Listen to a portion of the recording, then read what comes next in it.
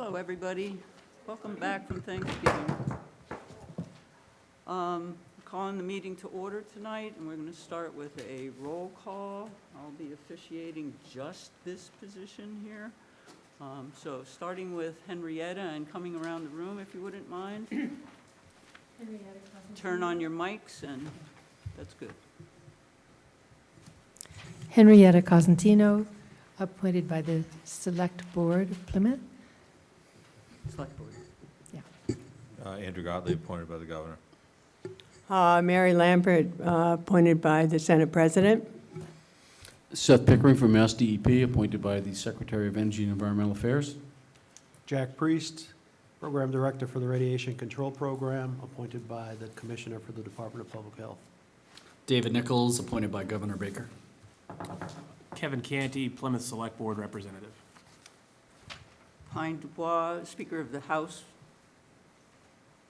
Mayor Gatzlick, appointed by the Minority Leader.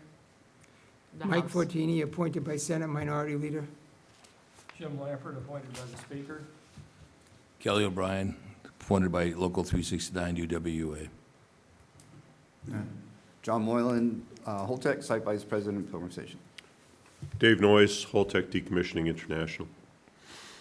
And now, Madam Chair? I'm sorry. There's another member present. David Bryant, MEMA. Oh, thank you, There's no David. seats tonight. Is there a room up here for you? There's room over here for you. Thanks a lot.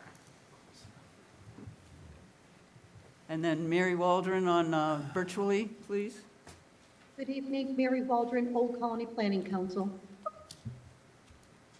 Who do we have else on the screen? And John Slocum. And John, could you introduce yourself, please? Yes, my name is John Slocum. I'm with the Massachusetts Department of Public Utilities, appointed by the Secretary of EEA. And my first time here, happy to be here.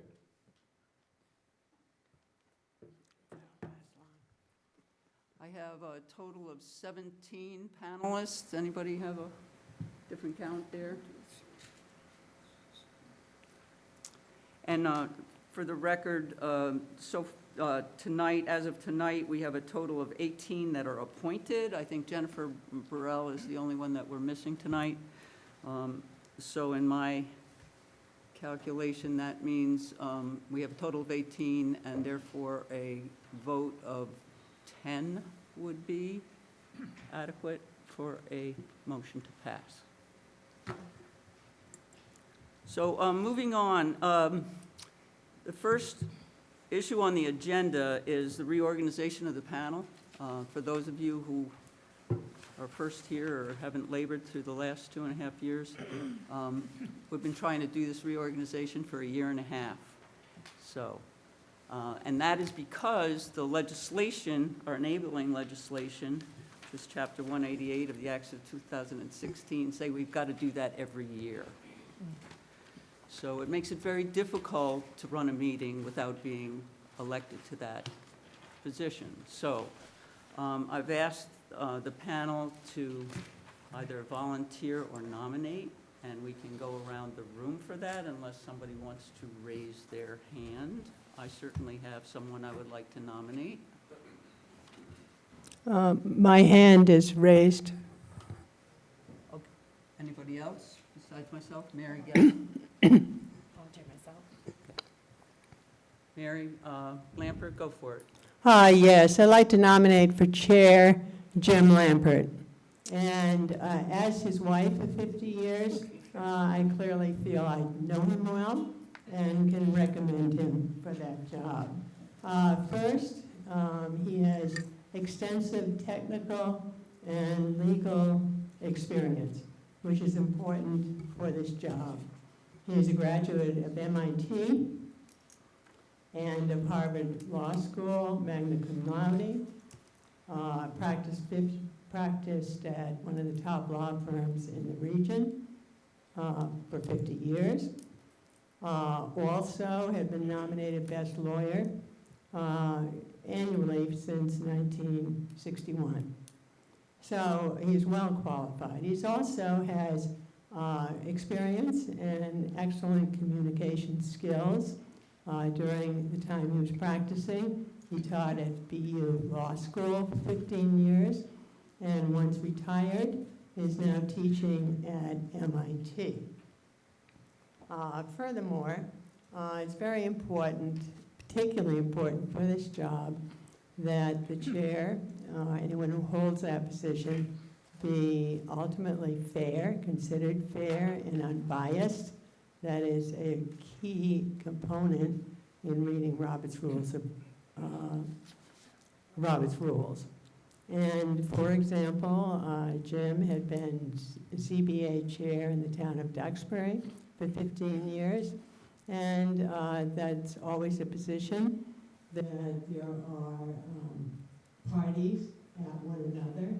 One has a property interest, the other one feels that interest is being harmed.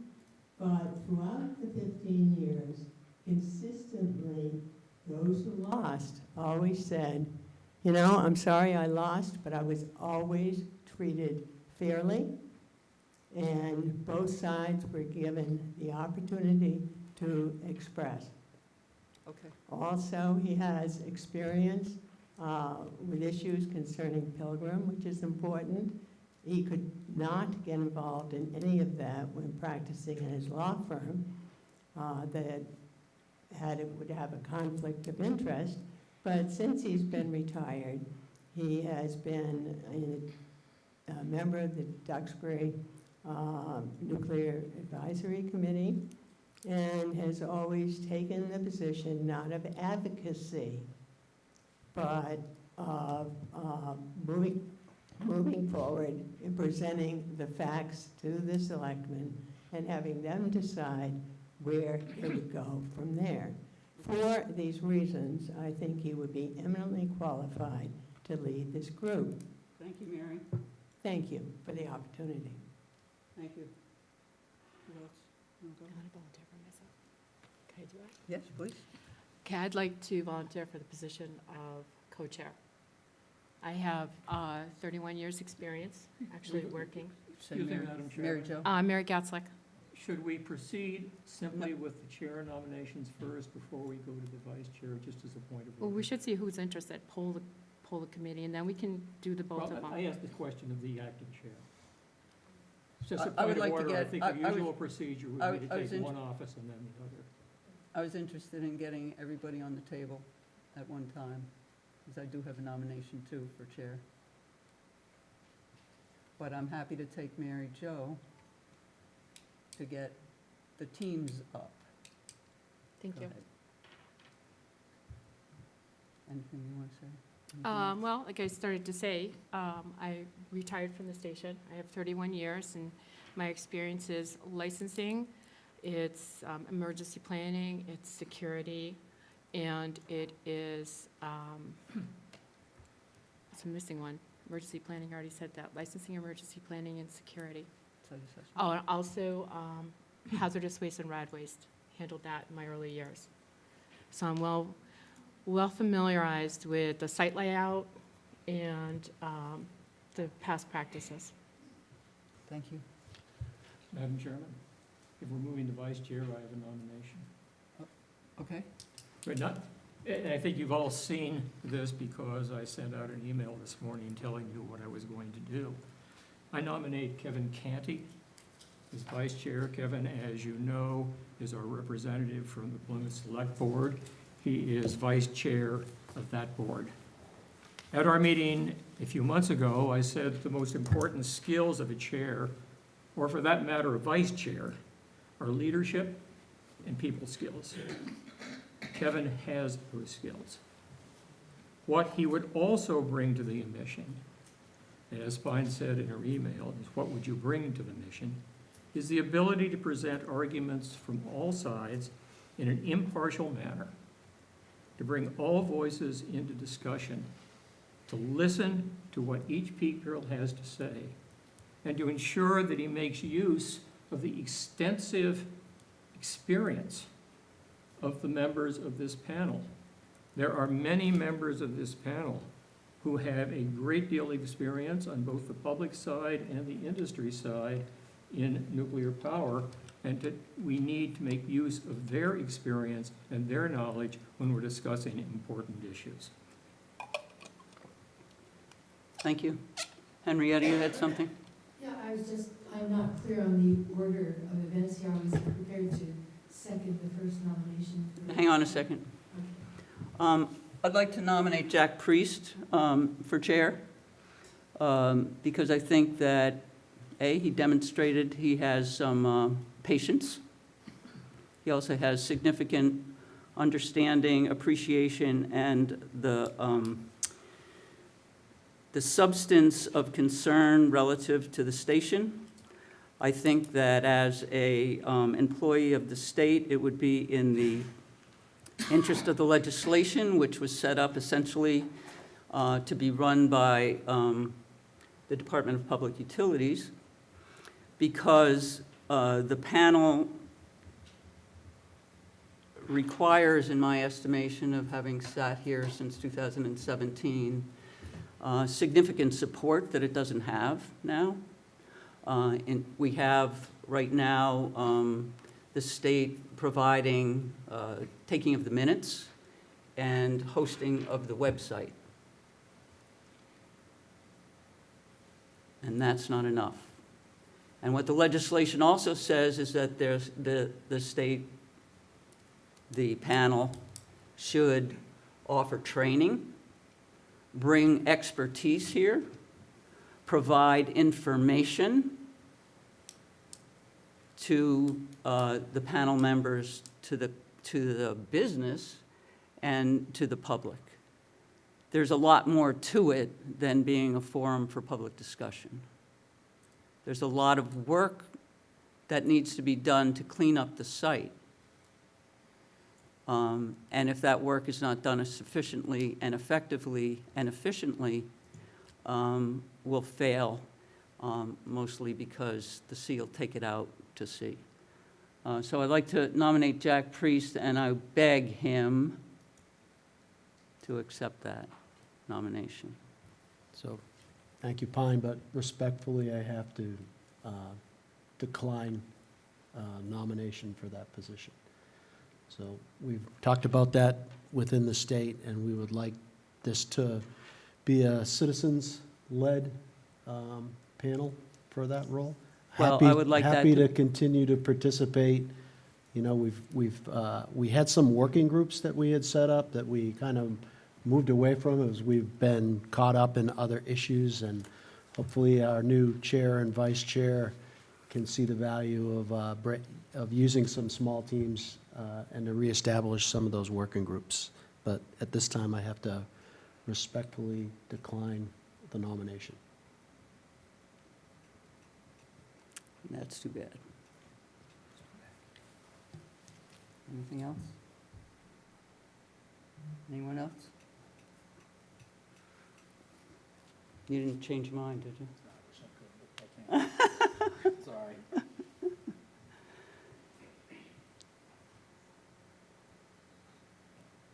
Okay, so seconds are up.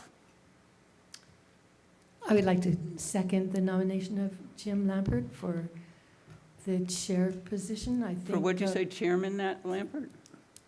Pardon? Res- For chair, yes. For chair, and I think that Mary so thoroughly described his qualifications, I don't need to add anything except to say that I think last session, he made a very enlightened statement about the qualities needed in a chair, and I believe he has those qualities, so I second it.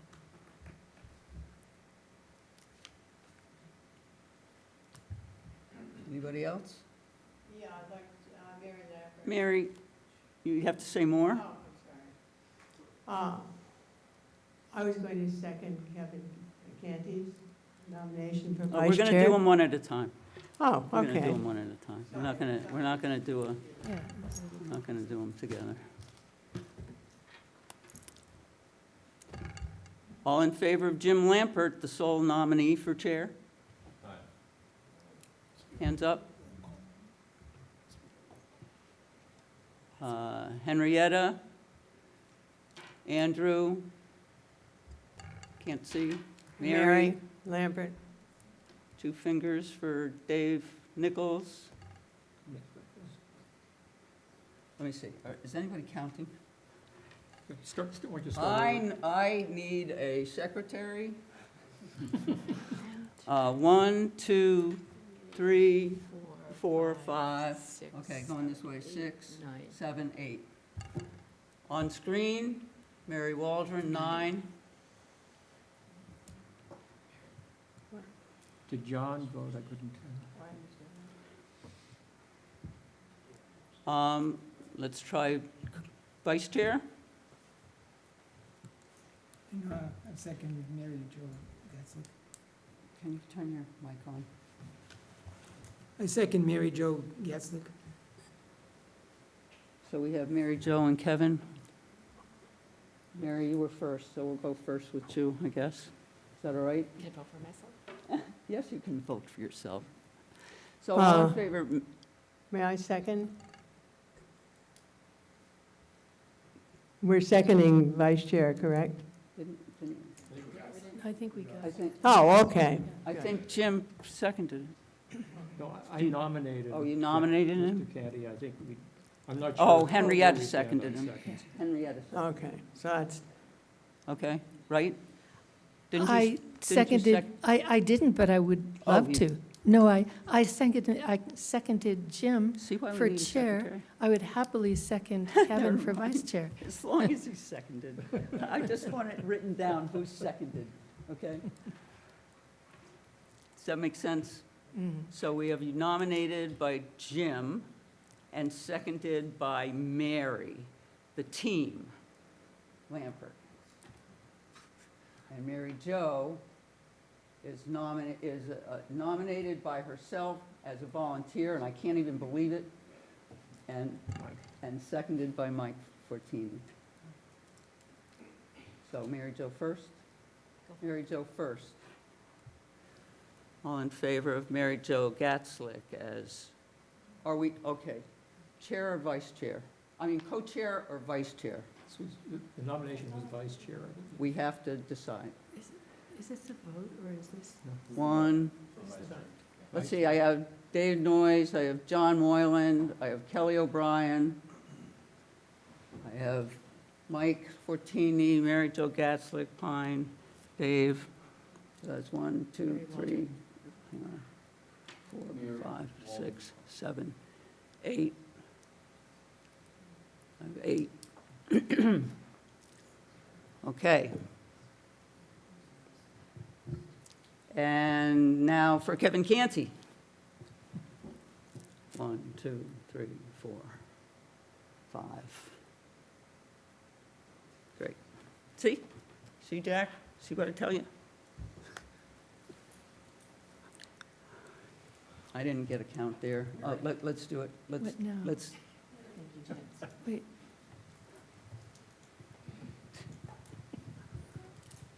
I don't know what's Do you going need 10 on. votes to, we need 10 votes for anything. and we got 10 for Jim, right? No, we got 9.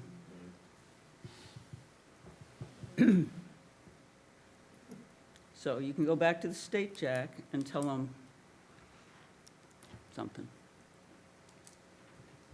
Madam Chair, would you mind recounting that chair vote? I'm not sure we captured all of them. Okay. Chair for Jim? Yeah, I thought there were more than 9 votes. I wasn't sure whether John Slocum voted. John didn't vote. Yeah. Can't vote, no? No? Well, the A way the majority rule- of the members, and anyway, basically the same, we need 10. What? We've gone through this before, but here's what the legislation says, and I've got a bunch of copies if anybody wants it. I know. Does it say the majority of the panel or the majority? It says, a majority of the panel's members shall constitute a quorum. The panel shall act only by the vote of a majority of its entire membership, and only at meetings called by the chair or a co-chair or by any 5 members. The persons or persons calling the meeting shall provide adequate notice to all members. Point of order, Madam Chairman. My Well, that's the recollection first time I've been called is chairman. that legislation was amended as a result of some efforts of Sean Mullen. He tried to get the amendment to require a majority of vote of those who actually voted yea or nay. That failed. But I believe the statute as it now reads requires a majority of those present, not of the entire membership. I'm not sure what difference that makes here, but that, I believe, is the current legislation. I don't have that in I front of me. I don't thought have it in that front was, of I thought that was how it went the last time, because the state members abstained from voting for the leadership positions. That's what the issue was. But I think the present legislation, as I understand it, requires not What's of the the entire present- membership of those present voting. I'm not sure that makes any difference in this case. I don't think Sean's legislation ever passed. It didn't. The original did not. I thought the second did, and unfortunately, none of us have it in front of us. I did. I have it somewhere. at Well, we home, but I have don't it here. internet. If we had a citation, It would be nice. what do you want to do? Anybody got any good ideas? Madam Chair, I would ask for a recount, revote on the chairman nomination, just to make sure we got an accurate count. Legislation has not been updated. No. Voting again for Jim Lampert as chair. Raise your hands and keep them high. I'm going to write them down. For Jim Lampert? 9 hands up. Changing votes. 10. There's a 10. 5, 6, 7, 8, 9, 10. And Mary? I didn't get you before. For Jim? Yeah. Lampert? Okay. It's Jack's. I take it back. We got 10 now.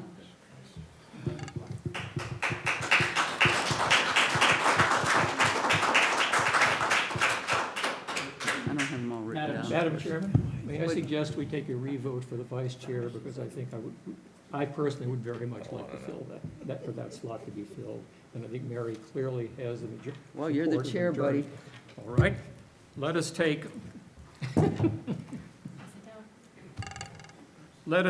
a second vote for vice chair. All in favor of Mary Gadslick, please raise your hand.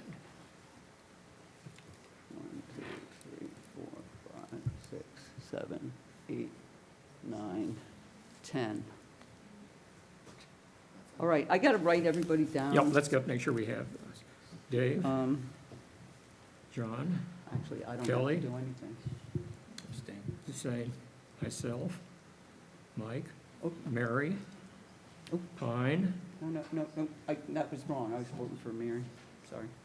Pine, Kevin, Dave Nichols, And Mary Waldron. and Waldron.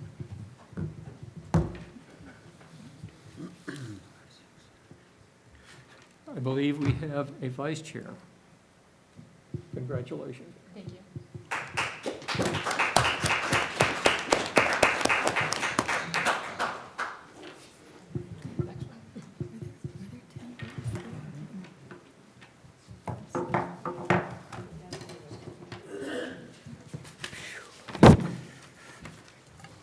I guess I would like to say just a couple of words first. First, I want to thank everyone for their support here.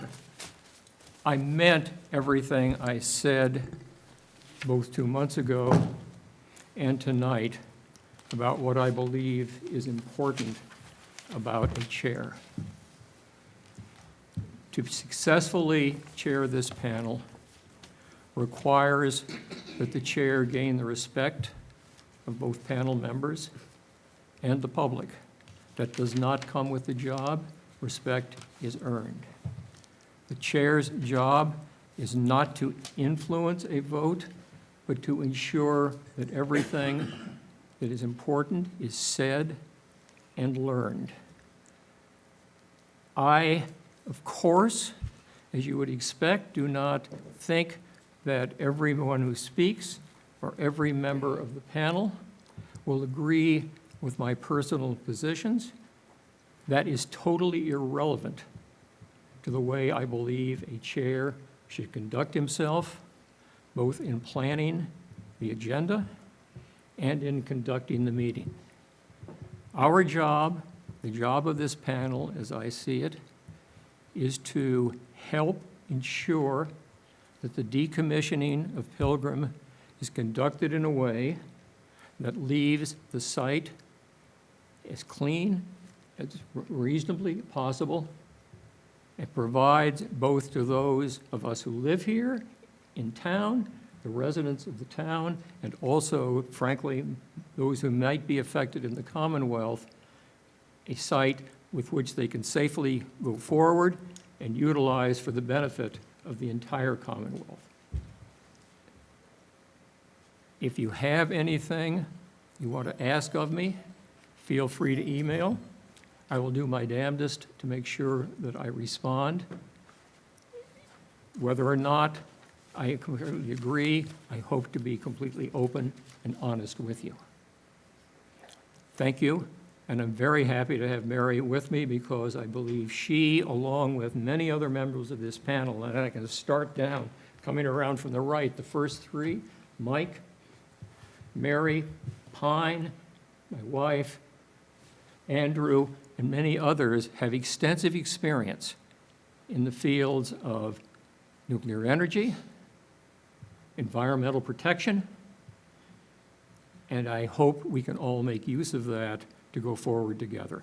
Thank you. So let's go on to the agenda.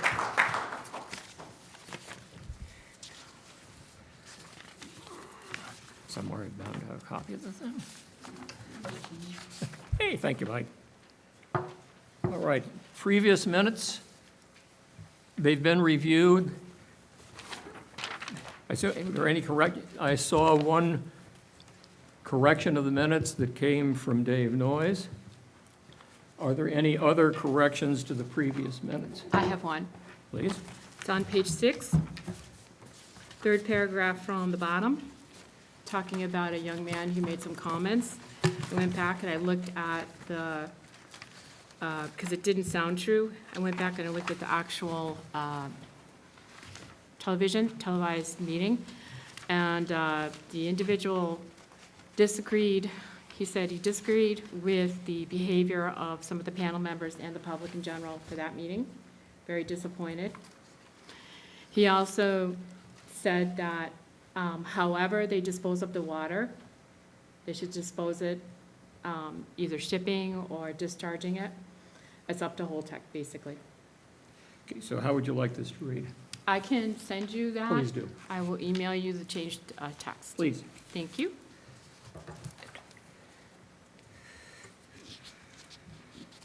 Relative to the NDCAP members present, Yes? Mark Lawson is not a panel member. He's listed present from Holtec, and he can be, you know, as a guest in attendance rather than as a panel member. And My I think, understanding is he was sitting in for Mr. Moylan. He was designated Mr. Moore. oh, he was? Yes. Oh, sorry about that. Any Thanks. other additions or corrections to the minutes? Do I hear a motion that the minutes as amended be approved? Candy, do I hear a second? I second. Mary Gatzlick, all in favor? Any opposed? The minutes are approved.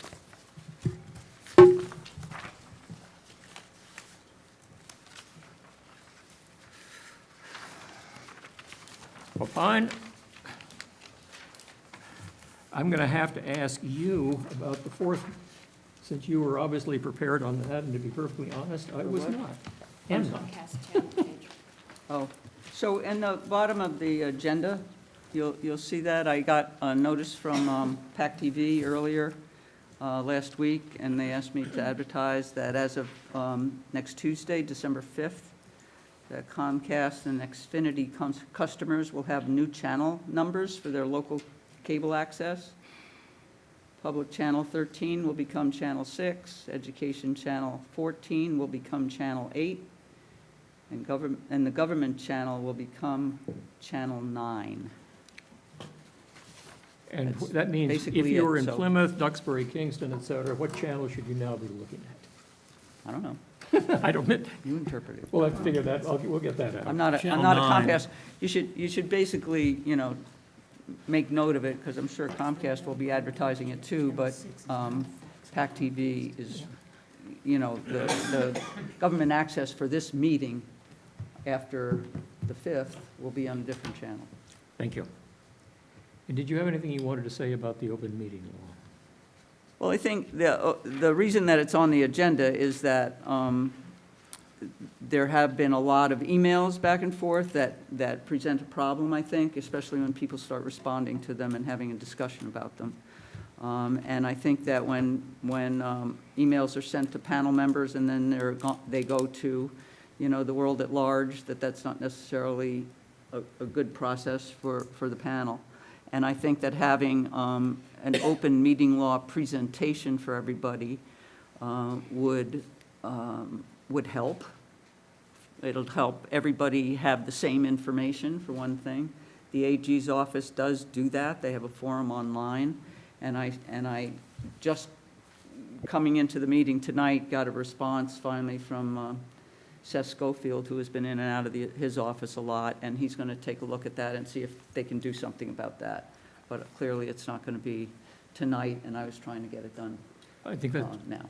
I think that's a good idea. There clearly are differences in the way people look at the requirements of the open meeting law, and hopefully we can get Seth or anyone else from the Attorney General's office to actually come down and talk about the law, and in particularly where there seems to be a lack of common understanding about what it requires. I think we have all seen, we can all read the law, but let's face it, it's not entirely friendly reading, and I think there's some areas that some explanation from the Attorney General's office would be useful, and I will do my best to set that up.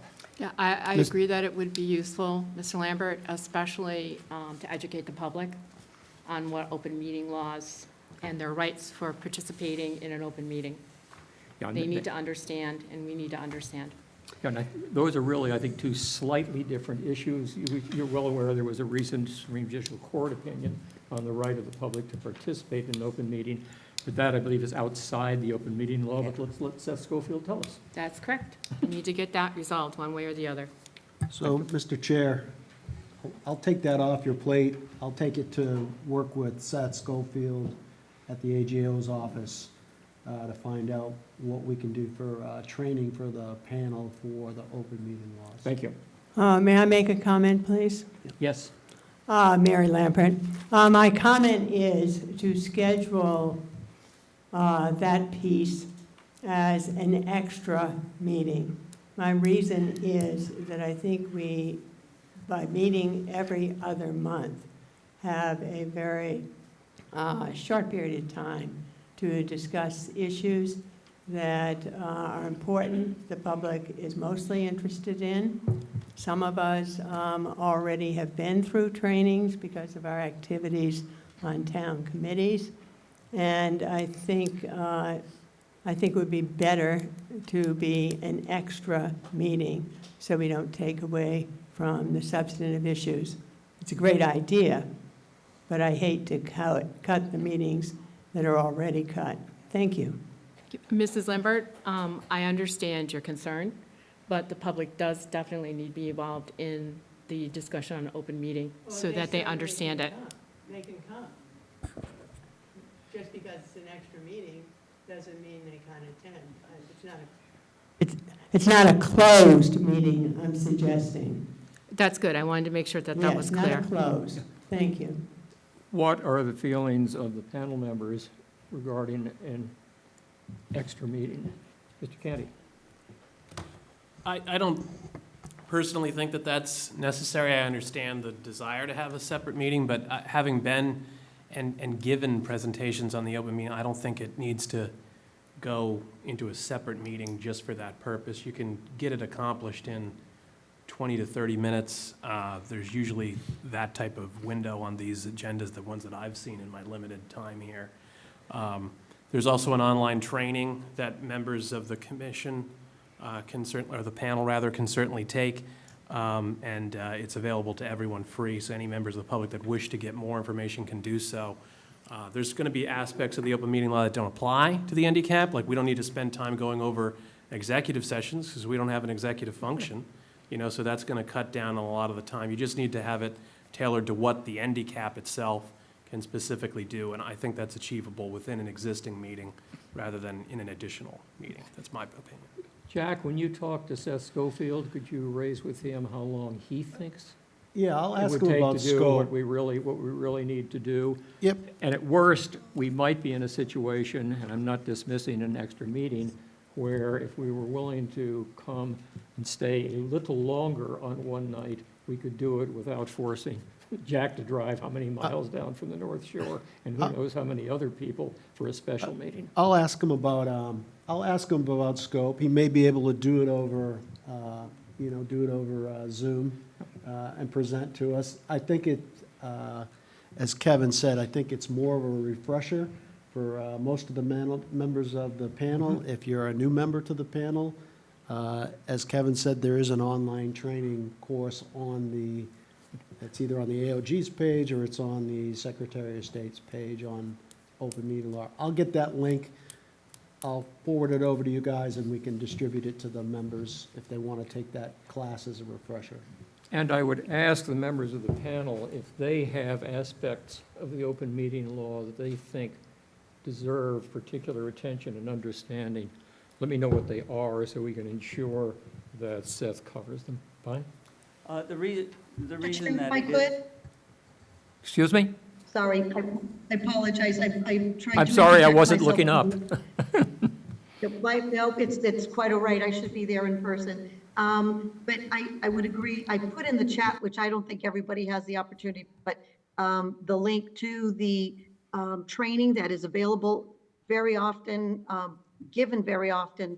And I think the only piece that I've ever feel uncomfortable about is when there is a communication by way of email. That is like the red flag for me because it's communication done and not inconsistent with the open meeting law. So number one, that the training, I would say if there's anybody who wants to have that interest, maybe we can share that virtually within the minutes, or since this is broadcasted, you can Google open meeting law, Massachusetts, and it gives all the training that you would want. But then number two, I think it could be beneficial just to go through some of the things that we've witnessed along the way that have been of concern, and holding off discussion by way of email. One thing about sharing of information, it's another thing of having ongoing dialogue, and just want to flag those two. And just to Mary Lampert's perspective is maybe not necessarily a whole meeting, but this is too valuable to not just us as panelists, but it's also valuable to those who are participating in person to understand the boundaries and decorum and the ability to share that information. So thank you. Thank you, I completely agree. We need this, it is important, and let's get it together. We have 2 months until we have another scheduled meeting, and I would hope we could pull something together and within the confines of the open meeting law, pass out what the information looks like it's going to be about training and discussion well before that. Mr. Chairman, I think the one other issue, and I agree totally with what Mary Waldron just said, and that's the reason for it being on our schedule. I have taken the online training, and the thing that it does not cover, and why I wanted Seth and the AG's office involved, is the distinction between what the panel is and what, say, a town board is, and what it really means to be an advisory panel, and what it really means to be a decommissioning panel. And I think having the AG's office there to address that would make all the difference in the world. Certainly will help. Anything else on that particular subject? Well, let's move on. Mr. Chairman? Mr. Caddy. One thing going off what Ms. Waldron had brought up, you shouldn't reply all to emails for any reason. That's a great way to violate the open meeting law without even intending to. So emails, you can disseminate information and scheduling through, for scheduling purposes through email, but you can't have any type of deliberation, including expressing an opinion on anything, without violating the open meeting law. The open meeting law can be challenging to comply with. I think if the legislators that wrote it were also beholden to it, they would fix some of the inherent problems with it, but they are not. But nevertheless, it is the law of the land that we have to follow. But replying to an email or sending out an email with everybody or a quorum of the members of the panel on it is a great way to violate the open meeting law, unless it's for scheduling purposes and sending out the meeting packet itself. I think that is one of the major issues, because I know there are different readings of that, of how many you can send information or raise a subject for later discussion versus when do you actually begin a deliberation that has a chance of getting involved with a majority or at least a quorum of the group, which is where the rubber really hits the road. At least that's my understanding as of the moment. Okay, anything else? Mr. Noyes, you're up.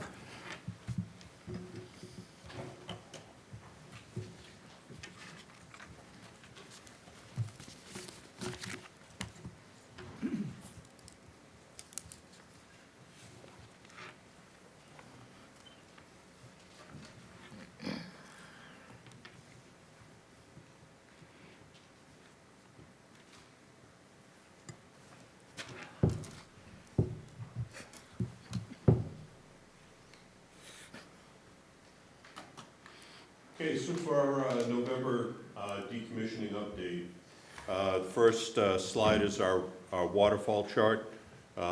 As we've presented in the past, this constitutes the major swim lanes associated with the decommissioning project. You may notice a couple of significant changes to the waterfall chart in this presentation. On November 2nd, we notified the NRC of delays in two major milestones, specifically the segmentation of the reactor pressure vessel moved from December of 2028 to December of 2032. And concurrent with that, partial site release moved from September of 2031 to September of 2035. The major driver for these changes is the uncertainty associated with the disposition of water. There is, as we've discussed, approximately 1 million gallons of water on site, and the disposition of that water is required prior to demolition of the reactor building. So demolition of the reactor building cannot be assured till the point at which we have a clear path to be able to disposition the water volumes. And I'll go over some of the other key swim lanes on the individual slides. For demolition activities, we have completed the demolition on the demineralized water storage tank. This is one of 3 water storage tanks that was located on the north side of the yard. This particular tank had asbestos-containing paint on its outer shell. So in order to be able to complete the demolition on this tank, we had to file for the appropriate permits through Mass DEP. We gained their approval of a non-traditional work plan for stripping the asbestos-containing paint off the entire outer shell. And then at that point, we could, after they had done their inspection and completed an all clear, supported us being able to do demolition of the Demon water storage tank. And that's as you see it in the picture. Upcoming for demolition of the 2 condensate storage tanks. These are 2 275,000 gallon tanks. Again, located on the north side of the plant. These tanks held radiologically controlled water. So this will be an open air demolition project. with internal contaminated surfaces. And how that is accomplished is that we have coated the entire inside surface of the tank with a specialty coating that will remain adhered to the inside of the metal and prevent any spread of contamination during the demolition activities. All the internal piping for these tanks have been filled with foam prior to being cut so that they would be inert and it would prevent any kind of release of contamination. Dave, you These said activities, held water. Do we correctly assume there is no water in those now? those tanks are empty. Thank you. What's So the nature of the contamination? What's the nature of the contamination? What are they what are the tanks contaminated with, the metal surface? they're radiologically Only contaminated. that? Yes, Okay. yeah. So these tanks will be, the demolition of these tanks will be completed through, they have been permitted, and the demolition is in progress. It'll be completed by approximately the 15th of December, and that will complete the removal of all above-ground storage tanks on site. Dave, I have one other question. Are you cutting the metal? They're sheared, yes. They're So- sheared in pieces, yes. So what keeps those open, new cut open edges that have not had the benefit of the coating They're, from Excuse me, being a Andrew, source of contamination? can we, any detailed discussion, can we hold it Sure. to the end and then pick it up? well, I can, Everything people I'll have. answer that now. We have radiological protection professionals that will survey after every cut. So they'll verify that there are not any loose edges or any contamination that becomes free. We have coating to be able to recoat the material as we do the shear in order to be able to ensure that there's no release. And then as secondary assurance, around the outside of the tank, we are continuously monitoring the air for contamination in the environment to make sure that there's no release. The NRC has reviewed and approved the demolition plan. Thanks, Dave. So for demolition status, the red depicts those structures that have already been removed. The yellow are the ones that are coming up in the short term. The mustard color are the process buildings, which are going to be now in the 2032 timeframe. And the two green tanks are underground fuel oil storage tanks for our house heating boilers. Those are the last two underground storage tanks on site, and we will be removing those tanks prior to the spring, which will complete the removal of all underground storage tanks on site. And again, the yellow tanks are the condensate storage tanks, and the one red with the arrow pointing at it was the Demon water storage tank. For reactor vessel internal segmentation, the activities that are ongoing now, the control rod drive mechanism housings have all been removed, and the core shroud and reactor vessel internals have been removed down to the lower portion of the shroud, which is that part of the reactor vessel that is highlighted in red. So we've made 3 cuts on the core shroud. The picture on the left-hand side shows the core, the third cut that was made on the core shroud. So this is essentially a barrel-shaped chunk of metal, round circle of metal with openings at the top and bottom. So it is cut using plunge cuts around the outside of the shroud. And then it is transported to a cutting table where it can be segmented into pieces that will support it being able to be packaged for shipment. We're also working on the removal of the jet pumps. There are 10 sets of 2 jet pumps, so 20 jet pumps in total. So that requires 10 cuts of the jet pumps on their associated core plate, and we have completed 5 of those cuts, so we're essentially halfway through with the jet pump removal. So Reactor vessel internals will be completed in the first quarter of next year, and that will then support the ability to be able to drain the water that's in the reactor cavity to the torus, where it will remain until we get an ultimate plan for disposition of the water. For site characterization, we've just completed a round of sampling. You may remember from ERM's presentation to the committee that there were some oil and hazardous material detections that were identified on site. So specifically PFAS, some isolated indications of some metals that were seen during our phase 1 groundwater sampling. In accordance with the Massachusetts contingency plan, our first evaluation or follow-up was to sample 24 wells. The sampling of those 24 wells are specifically the target locations where the previous positive indications for oil or hazardous material were noted, the up gradient and down gradient locations that will help us pinpoint the potential sources and extent of any of that material. We expect those results in mid-December.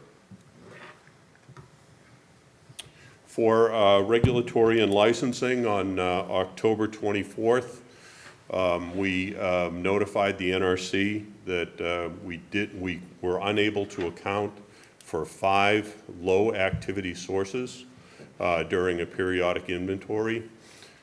These sources, specifically 3 of the sources, are nickel-63 sources. They're in explosive detectors, similar to what you'd see in any government installation or any place where access is being controlled and material needs to go through an explosive detector for individuals to be able to enter. 2 additional sources, one a barium-133 source and one a tritium source. So these 5 sources are assumed to have been disposed of as radioactive waste during process building cleanout. We have completed or are in the process of completing a causal analysis to identify any specific concerns and extent of conditions. But due to the low activity associated with these specific sources, there was no impact to the health and safety of plant workers or the public. These are considered by the NRC to be exempt sources because of the low levels of activity and the uses of the sources. For waste management, we've updated the numbers through November 13th, so up to 66,000 cubic feet of material that has been shipped this year. That is all Class A and exempt waste, bringing the 4-year project total to 231,000 cubic feet. The pictures on the right are the plant's hydraulic control units. This was an opportunity for us to be able to take some radioactive material that does have value within the nuclear industry and ship some of these items, these hydraulic control unit accumulators, to another operating station, which allows us to avoid the cost of disposal, and we can pass the cost of having to remove the individual items over to the receiving utility. So it's a good opportunity for us to be able to essentially recycle nuclear material.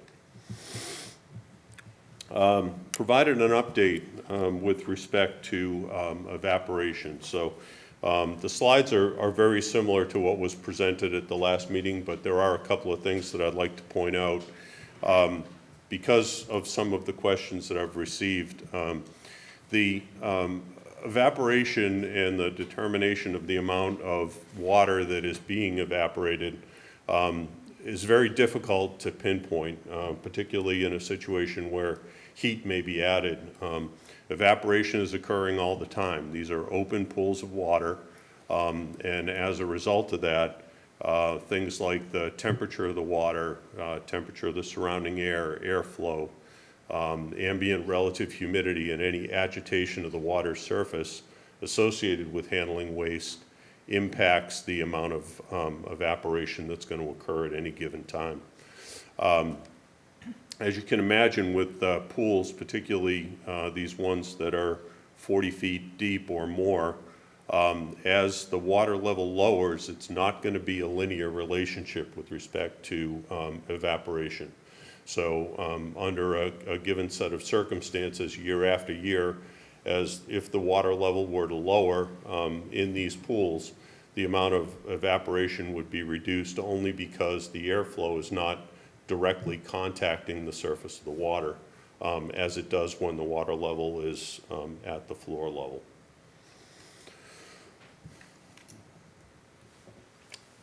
So some figures with respect to evaporation, and we talked about these last time.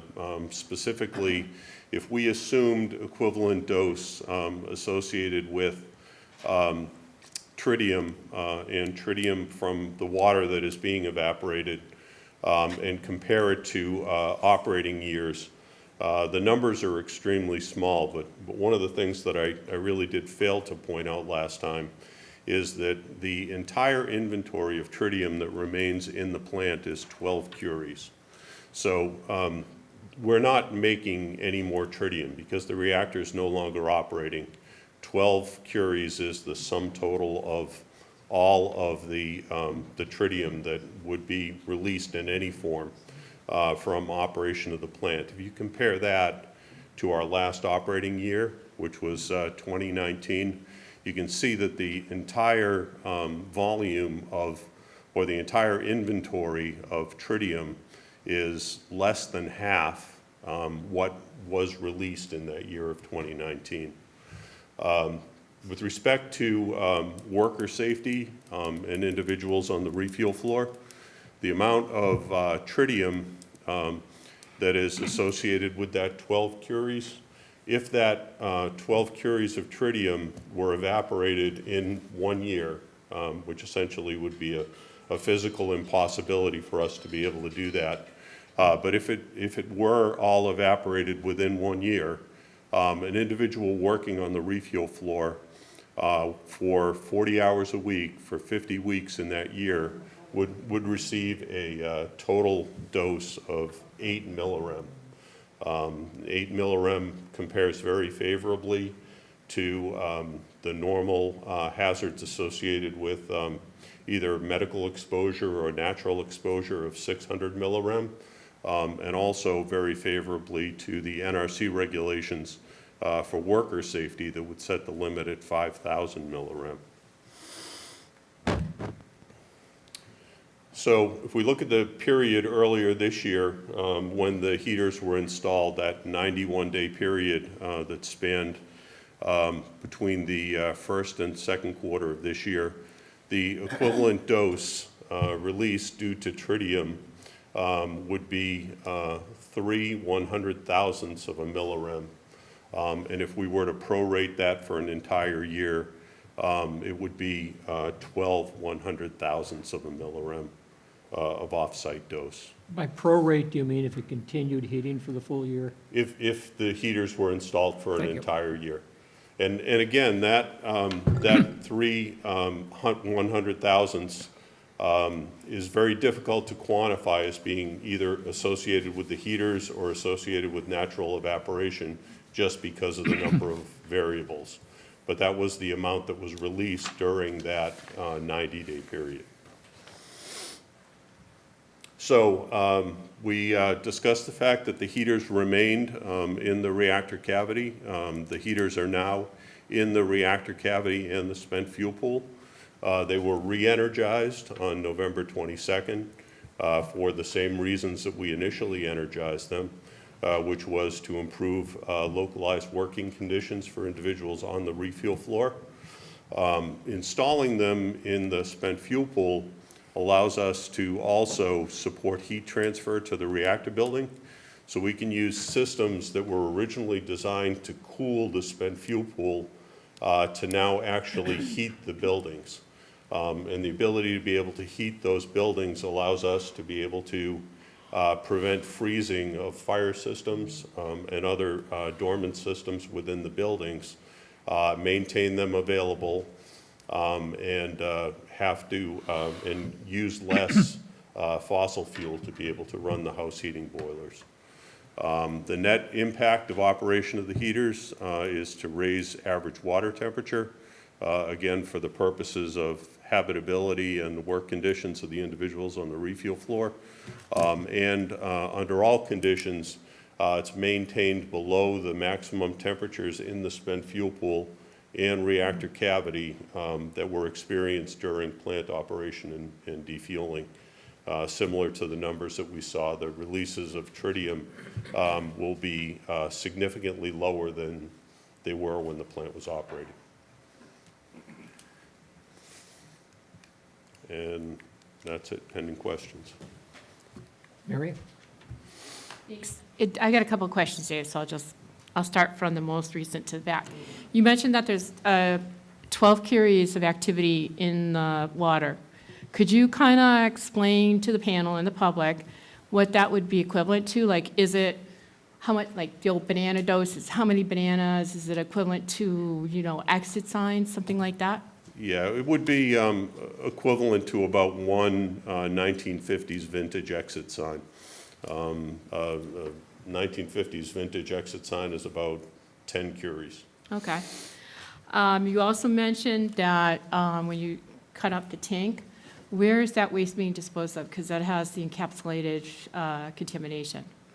Well, the Demon water storage tank that didn't have any contamination in it, that was disposed of as recycled material after the paint had been removed. The condensate storage tanks, once they are demolished, that material will go to Andrews, Texas, and will be disposed of as radioactive waste. Okay. Thank you very much. I appreciate that. Dave? Thank you, Mr. Chair. Dave, one is just a housekeeping issue. I mean, at least my eyes, I don't know about the rest of the panel's eyes, have no shot of reading the Gantt chart slide that you've got. So if there's any way in future meetings when you're talking about that to pass out copies of that slide to the panel We can ahead do of that. time, that would be great. I really appreciate that. On the same subject, I assume there's no way to enlarge it given our projection system? It's hard to be able to get, well, I don't know whether it's possible with what's in here, but I will provide copies of it to all the panel members. Great. Was the NRC notification that you talked about in the beginning, was that part of the annual report that you do to the NRC, or was that a separate notification? That was a separate notification. In addition to the annual report, if our assessment of our scheduled work activities indicate a significant change, then we're required to make it outside of that reporting period. Okay. And that was the case here. So does that significant change also change the financials associated with what you've provided to the NRC? And could you talk a little bit about any change in the financial Yeah, kind of status as a our result? initial assessment is that it does not negatively impact the financials. We will do a full review of that prior to the spring update. Okay, so when's the spring update due? It's March 31st. Okay, so if there was a material change in the finances, that's when you would disclose Yes, and we are required at any time under the state agreement, if we drop below specific thresholds, to make that notification right away to the state. it? Okay. And we did not. So Dave, is this the second 4-year extension? It is. All right, so now we're 8 years out. That's right, And how on could those we two key not milestones. have a financial impact with an 8-year extension? A lot of it has to do with the anticipated growth of the fund over that period of time. So it's not the continuation of employing the full workforce over that period of time. It's a different story if you maintain the full workforce associated with a demolition activity, all the demolition contractors for that full period of time. So it's similar to a plant that looks at safe store and the ability to be able to build a decommissioning fund over time. So what happens to the workforce for the next 4 years? Well, the workforce predominantly are contract individuals that get brought in for specific activities. So we'll maintain the people necessary to be able to perform day-to-day activities, and we'll pick and choose those activities that make sense. But as far as large-scale demolition of buildings like the turbine building and the reactor building, it makes sense to do those at one time. You gear up and bring the workforce in to do that. So while we're waiting for while the water's going to move to the tourists, Mm-hmm. can you explain why it doesn't make sense to say, okay, we're going to isolate the water in the tourists? Why can't I continue with that turbine building's a large work? It's, we know there's a lot of asbestos there. We know that it's going to be very labor intensive. Why the project wouldn't continue to move forward on demolition and now focus on the turbine building while we're waiting to resolve water issues with the reactor building? And we will, for the internal structures and the internal components, we will continue to move forward on those. We'll do those, we'll prioritize those based on risk. So asbestos-containing material is very high up on our risk register. So those will be projects that we'll continue to go after during that period of time. But the large-scale demolition of the turbine building doesn't make sense outside of the window of gearing up the contractor to demolish the reactor building. The actual concrete structural demolition doesn't make sense. So you're talking about the structural Yes. part of the turbine building? That's right. But you can be moving forward with the demolition of turbine, Heater condenser, bay, yes, absolutely. all the steam cycle. Yep, and components? we intend to do that, yes. So when you, last time, did the initial 4-year delay, as I recall, there were 2 reasons. One was take advantage of a positive interest rate environment, build the fund. Second was because of uncertainty around disposition of the water. Right. What's up with the next 4 years? Well, there's further, this one is almost exclusively uncertainties associated with the water, and it's not specific to Pilgrim. Indian Point is doing exactly the same thing. They're putting a 4-year delay on theirs due to the uncertainty associated with the ability to disposition their water at. But I guess we don't really care about Indian Point. In this instance, presumably you're going to get a DEP denial, finalization of the denial late this year, early next year.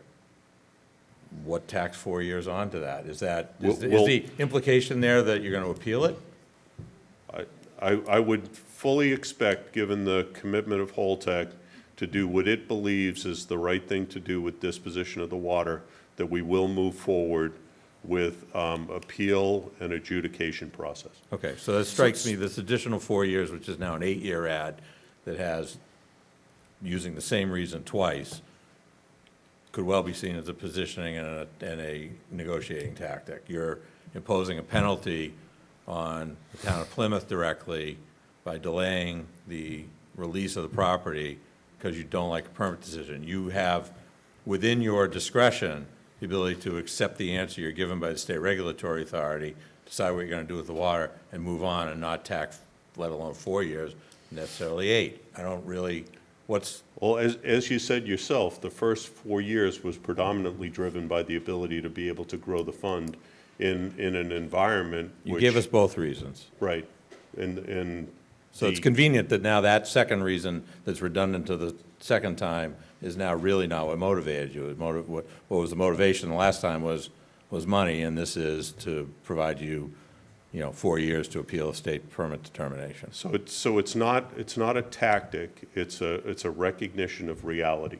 Whose reality? What reality is it? The If you get told reality. no by the state regulatory authority, your reality has changed. We You're haven't dealing been with another told reality. anything by the state authority, we're still within process. You have a draft determination that gives you a pretty good signal of what they're going to do. And so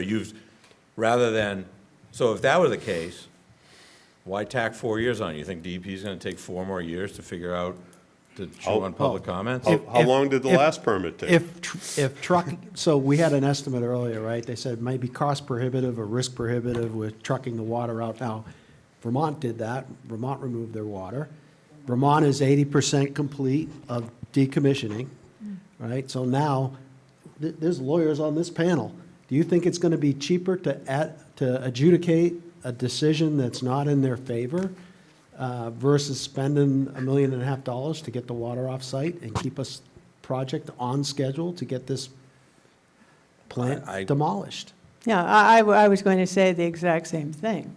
You have alternatives, which clearly would be cheaper. The 20 million was a very generous estimate that was given, number one. But delaying the project, you're going to be spending more. If you go to court, likely lose. That's spending more time. And you have an alternative. You have an alternative to ship. You're shipping a pile of highly radioactive material to Andrews. So you add a few more trucks. It's not really a big deal. So I will ask you, if DEP doesn't change its tune, what are your list of priorities? What's your plan? Do you prefer shipping? Do you prefer storage on site, which is of course ridiculous because then you'd have that building there forever, and that's a threat as far as I see. So what? The plan is to litigate. Excuse me. How is that saving? One thought that. How's that saving money? Right. Excuse me, please. I think we could have discussions of alternatives for a long, long time tonight. What I might suggest we consider, and it would obviously take Holtec's cooperation, is to provide a section of one of our upcoming meetings at which we actually have a complete discussion focused on the various alternatives for disposing of this water, and frankly, what might be the pluses and minuses of each, both from Holtec's view and from the view of various members of this panel, and I expect some things we've obviously heard from the panel. Would that be acceptable to Holtec? Would one of the options be that we would do it safely the way we've done it for the past 40 years? That without clearly, any environmental impact? I would How about hope doing it that we would legally not under the have a current limit. I would circumstances hope that you the face? discussion of options would not knock anything out of the potential options. What I'm looking for is to have the panel have a complete understanding of what all of the options are and what are the potential benefits and detriments of each, not simply from Holtec's point of view, but from others' points of view, and that requires the cooperation of the entire panel, including Holtec, if that's going to be acceptable to Holtec. Can I finish my questions? If you're saying the water would go into the Taurus, can evaporation occur from that water? It can. It can. Where does it vent? To the reactor building vent through the reactor building ventilation system. And that is, so it would not be filtered again and nor monitored? It would be monitored the same way that all effluent is from the reactor building vent. So it would be monitored for tritium and for particulate. Can I jump in and ask one question? Follows up on that, Mary.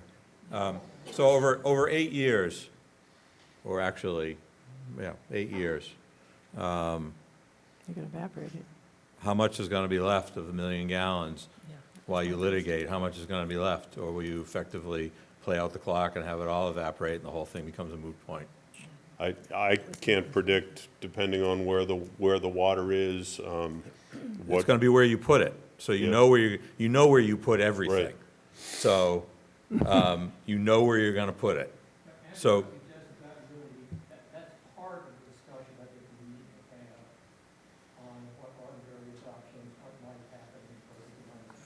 happen. No, but we want a That timeline. may be That's the Mr. Chair, point. But I got to tell you, this feels like a cynical ploy that, tails I win, heads you lose.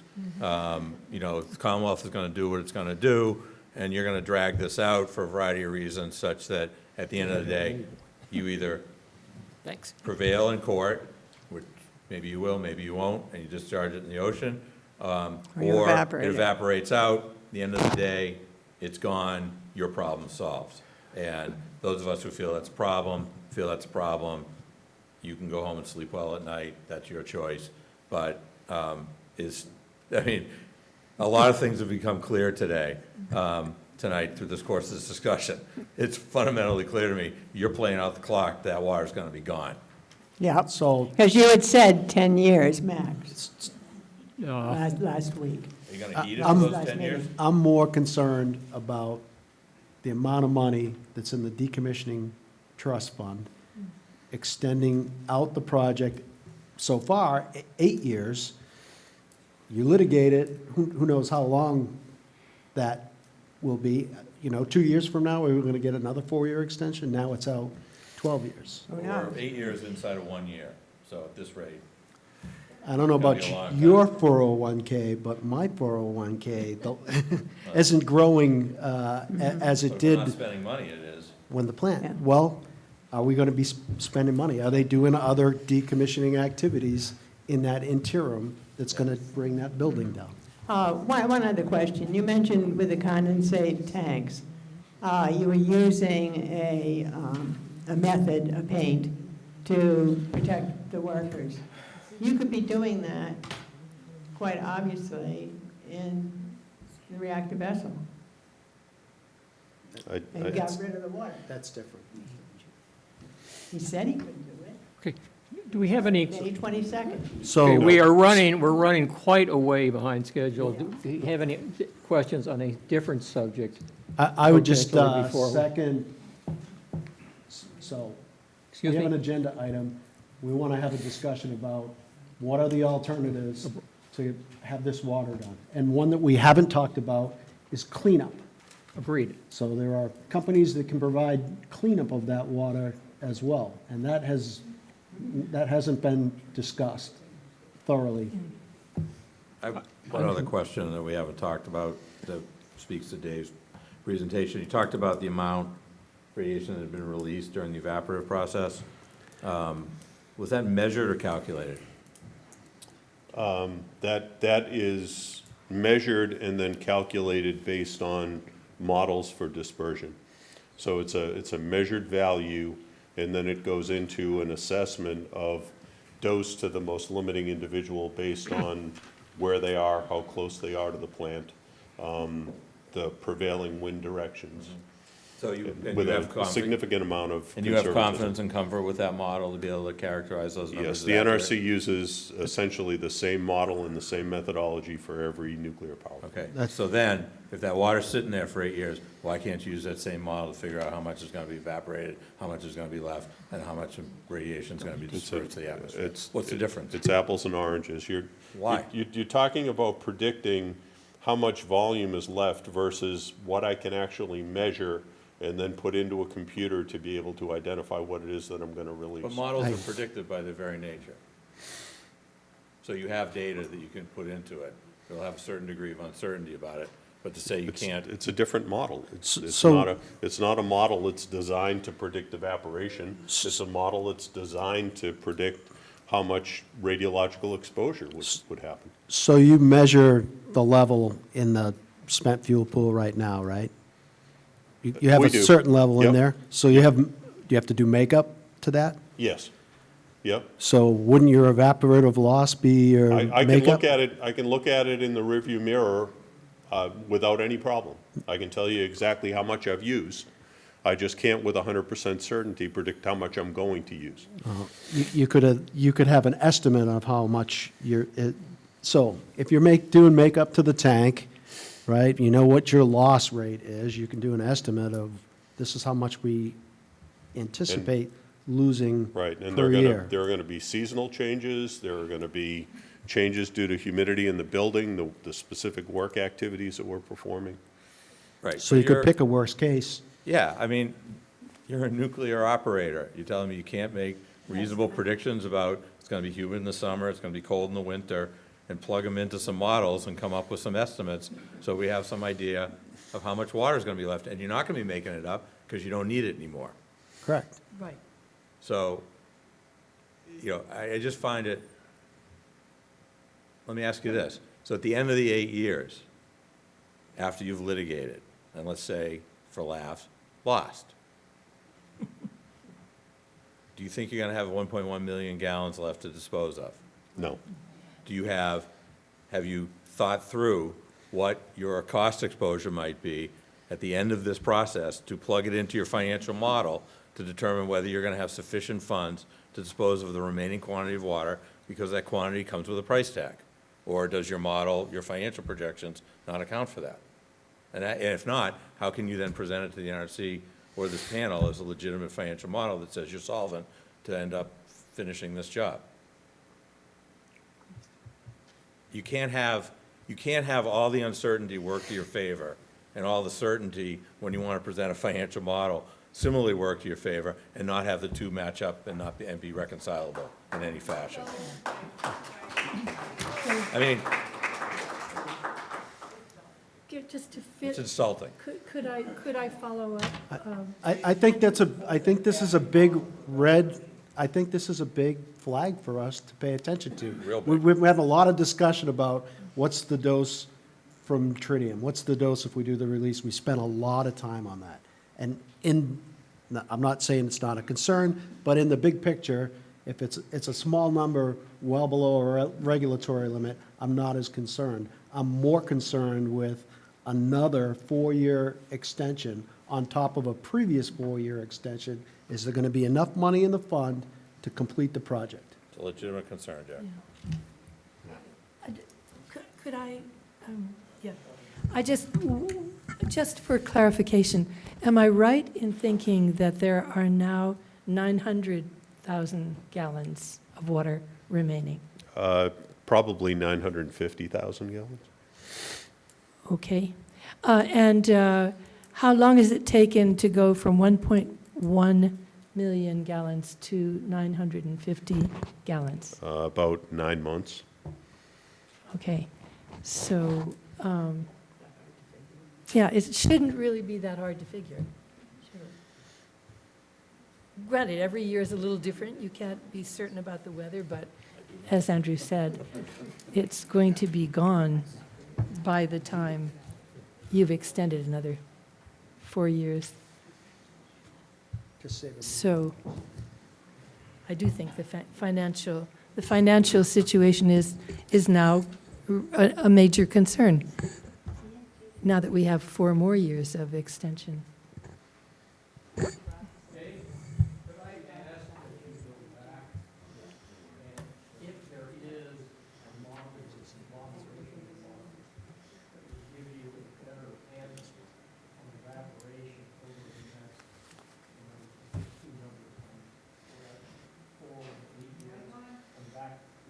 I'll put your mic on. Mic's on, can you hear me now? Bring it down closer, I apologize. My question was, could we, Holtec go back and see what is available in terms of models and come back at our next meeting with best estimate, I recognize it cannot be exact, of the rates of evaporation and how much will be left at, say, 4 years and 8 years? Just see what the best you can do. I don't need a bunch of miles, I just need the one they're using internally. I only need one. But, John? We'll take that request. Thank you.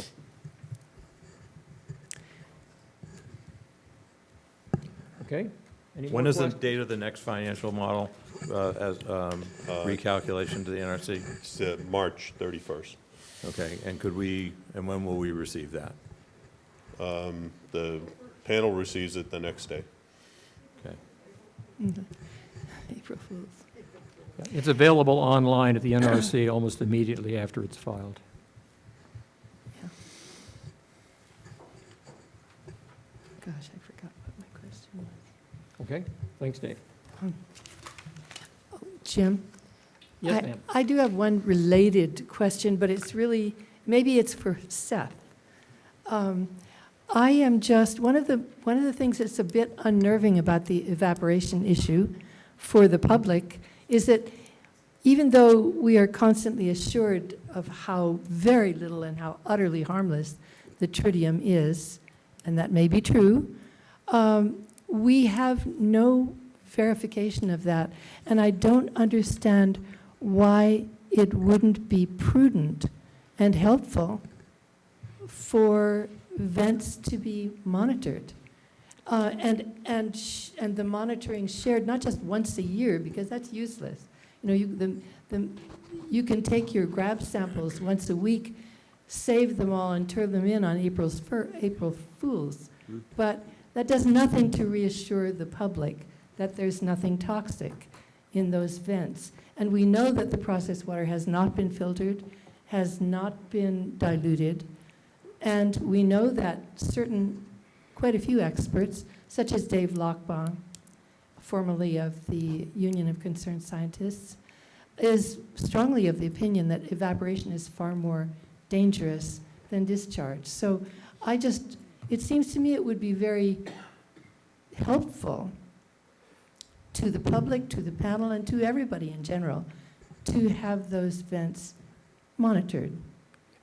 My understanding is that Chapter 21E gives DEP the right to require monitoring. I suggest the question is properly one from Seth, Yes. is what will DEP exercise that right? But why don't you hold the question for Seth? Okay, sorry. Get ready, George.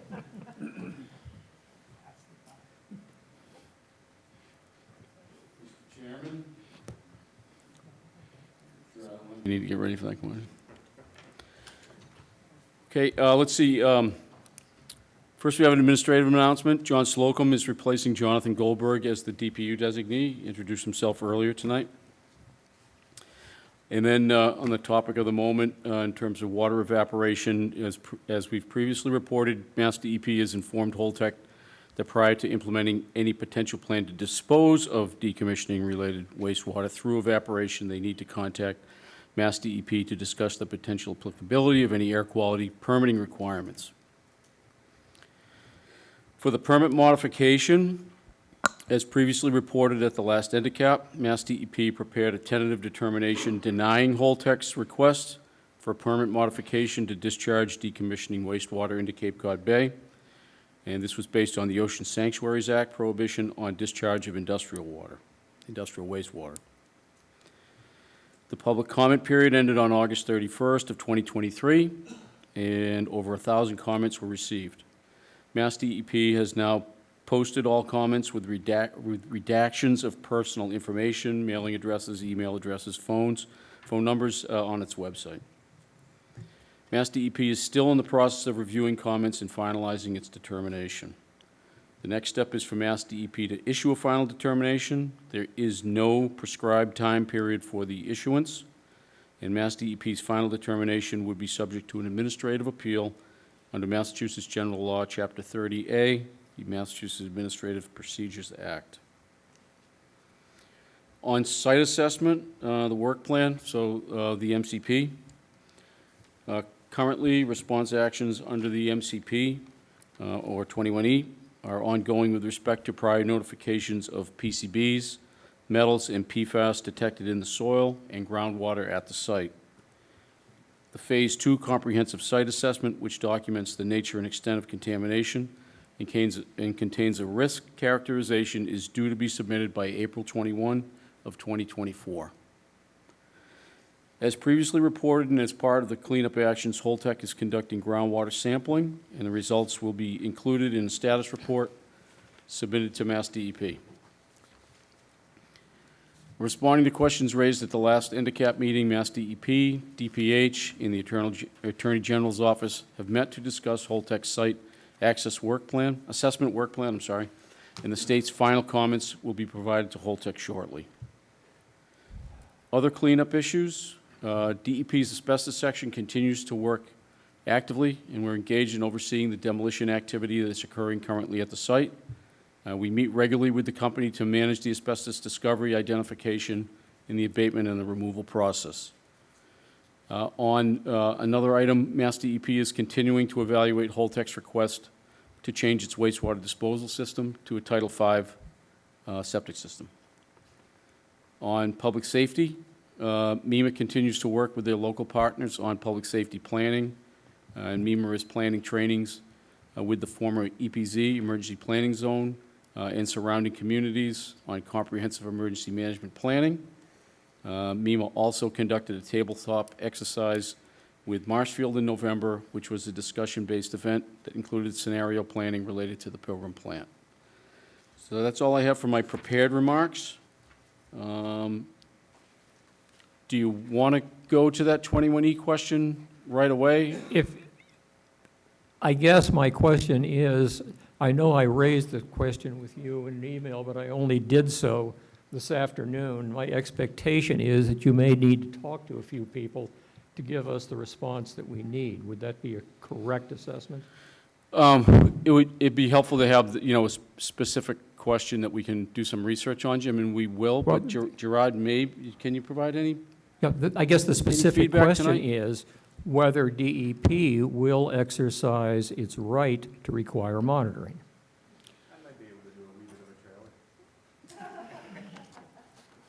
So Thanks, I'm Gerard. gonna defer to my colleague here, who's an expert in the 21E program, which I am not. I do not work in the 21E program anymore. I did for a few years. Good evening. So I actually got your email today, and you referenced section 7.13 under the statute, which I did not see a 7.13. There is a section 7, but it doesn't break it down to those. So we need to look into that a little more and figure that out. Typically, under the 21E, we can't require that somebody go collect a sample unless it is a site under our program. Actually, if you look at our request for information regulations, it states we can ask potentially responsible parties for information. We cannot ask them to go out and sample unless it comes into our system. It gets a little tricky when we have releases that are, or maybe, as Seth pointed out, if they're going to do the evaporation with the intent to get rid of the water, they may need an air permit. If it is a permitted action, it is exempt from notification under the MCP because that permitted action will cover the potential risks from that. So it's a little trickier than that. We will look into it, but I'm just kind of forecasting a little bit. It's not all that straightforward. Gerard, let me suggest that you and I have a conversation over the next few days with the statute in front of us. Okay, absolutely. Let's save a lot of confusion if possible. Yep. Okay. Seth, I want to Thanks, go back Rod. to some of the earlier comments you made. So, Sure. So the state sent a notification to Holtec saying that you have to let us know if you're going to do evaporation. Well, so Is that- there was a document, and it's on the website, isn't it? Pine? I think, yeah, it should be. It should be. It was an air permitting guidance document to Holtec that identified if they plan on doing evaporation for disposal of the water, they should check in with us first to see if what they're proposing, if it's a change in a method of operation or the installation of physical change, then they should check in with us before they do it to see if they might be applicable to our air quality permitting regulations. That's what the document said. Okay, because obviously a lot of things affect evaporation, and, they might not have to do any changes at the plant, and the water could still be evaporating. Do you think evaporation is happening now at the site? Well, the water in the reactor system is evaporating, and so the answer to your question is yes. Okay, but Holtec hasn't notified you that it's happening, I guess. They haven't notified us that that's their ultimate disposal method Okay. for the volume. I mean, They I have- guess they may never make that decision that that's their ultimate disposal method, but it happens anyway just because of the way the world works. So, Right, like, Jim, I don't want to be a pain, but we'll answer the questions. Fine. But we need a little order. I just want to clarify, it's not on the website yet, but it will be because it came in after we posted the other stuff. Oh, okay, I'm sorry, I thought I sent that You d- along you with, ga- You gave it, yeah, but it was after everything went, so it didn't get on there yet. okay, all right, But it will, yep. the Seth? next couple of days. So, Hold on, Mary. I can't predict what they're gonna tell us and what they're not. Right, Physical changes, changes of method of operation. okay. We can inquire, we will continue to do so, but Because I would think that a slide saying we're turning the heaters on would probably be an indication that the evaporation is going to accelerate, but maybe not. So I'll just. well, I think that, that's for those guys Right, I to get it. answer, but I think that they've made it clear that that is the case. Can the state require steps to prevent evaporation, and how long might that take? So I'm not sure what regulatory authority you'd be referring to. We have air quality permitting requirements with thresholds that start as high as a ton per 12-month rolling period. Okay. Anything less than that, unless it's some kind of permit by rule, which does not exist for tritium, Right. we would be looking at that. We would be asking them to quantify how much, and then whether they'd be applicable to an air permit or not. Okay. So there's existing regulations that kind of govern some of Oh, this, yes. and they may or may not apply. Yes. Thanks. Yep. Mary Gatslick? Mary? Seth, did I hear you say that the environmental site assessment plan is actually, work plan is actually going to be coming out of the Attorney General's office finally? Soon. Soon, well, What does that mean? yeah, it's been since, he's had it, they've had it for over a year. A year and a half. Yeah, I'm just curious when this is, because we always hear it's coming soon, it's coming soon. I don't want to be a hard ass, but maybe the panel should send a letter to get a hard date out of the Attorney General, just So- because we're, So that's your prerogative. If you choose to do so, that's fine. We recently had a meeting with the people that have offered comments to that with the AGO, and they assured us that their determination would be coming out shortly. What If I does that- don't hear an objection, I would suggest, Mary, that we draft a letter. yeah, I was going to say, does the panel have an objection to us drafting a letter to get a hard date out of the Attorney General's office instead of, nothing against you, I know the wheels of legislation No offense taken. move very slowly, but maybe it's time we put the fire to the feet, or feet to the fire. I am certainly in agreement with that. All right. Do I hear any objections from the panel to doing so? Do we need to make a motion? Yes, I object. I object to it because I think a discussion should be had first with the reasoning behind the Attorney General for the delay. Well, that could be all part of what we ask in the letter, Mary. So we get the answer, we can have the discussion. Do we need to make a motion that we draft a letter? Why don't you make the motion? I make the motion that we draft a letter. Second. All in favor? All right, I will, Any opposed?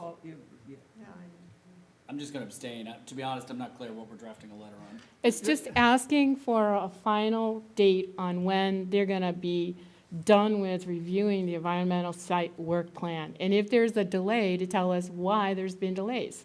Because it's been in their office for over a year and a half now. 2.5. Well, it was submitted on May 28th in 2021. It is now November 2023.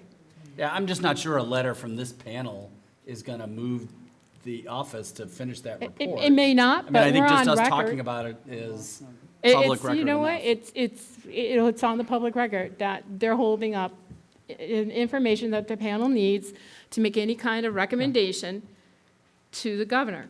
May I ask just a question?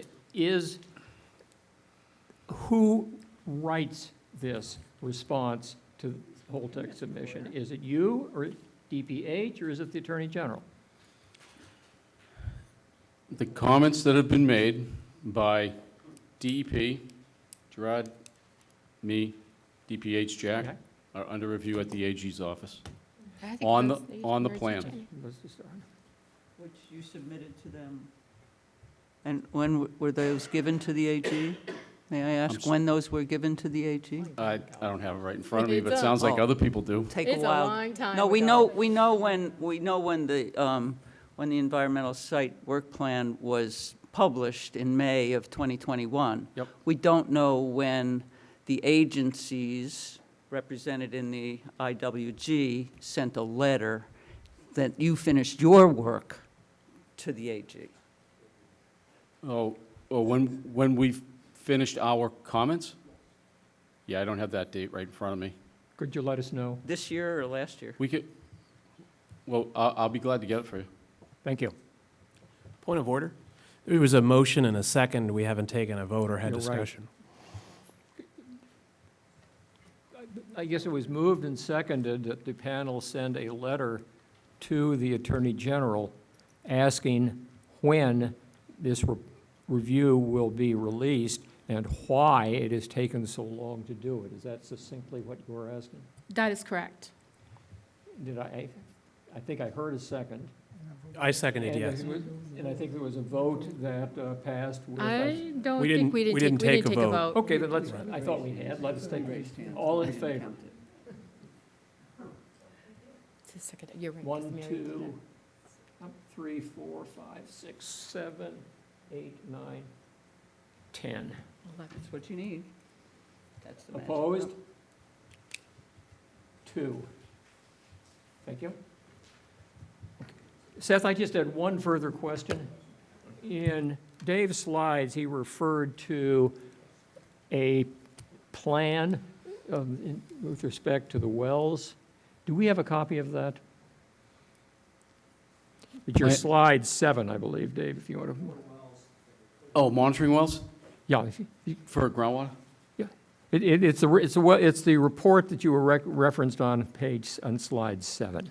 Yeah, the plan was briefed to this group in, I think, maybe 3 meetings ago. John Durbinski Oh, his presentation. where the next sample locations would be. But did, I think what might make sense.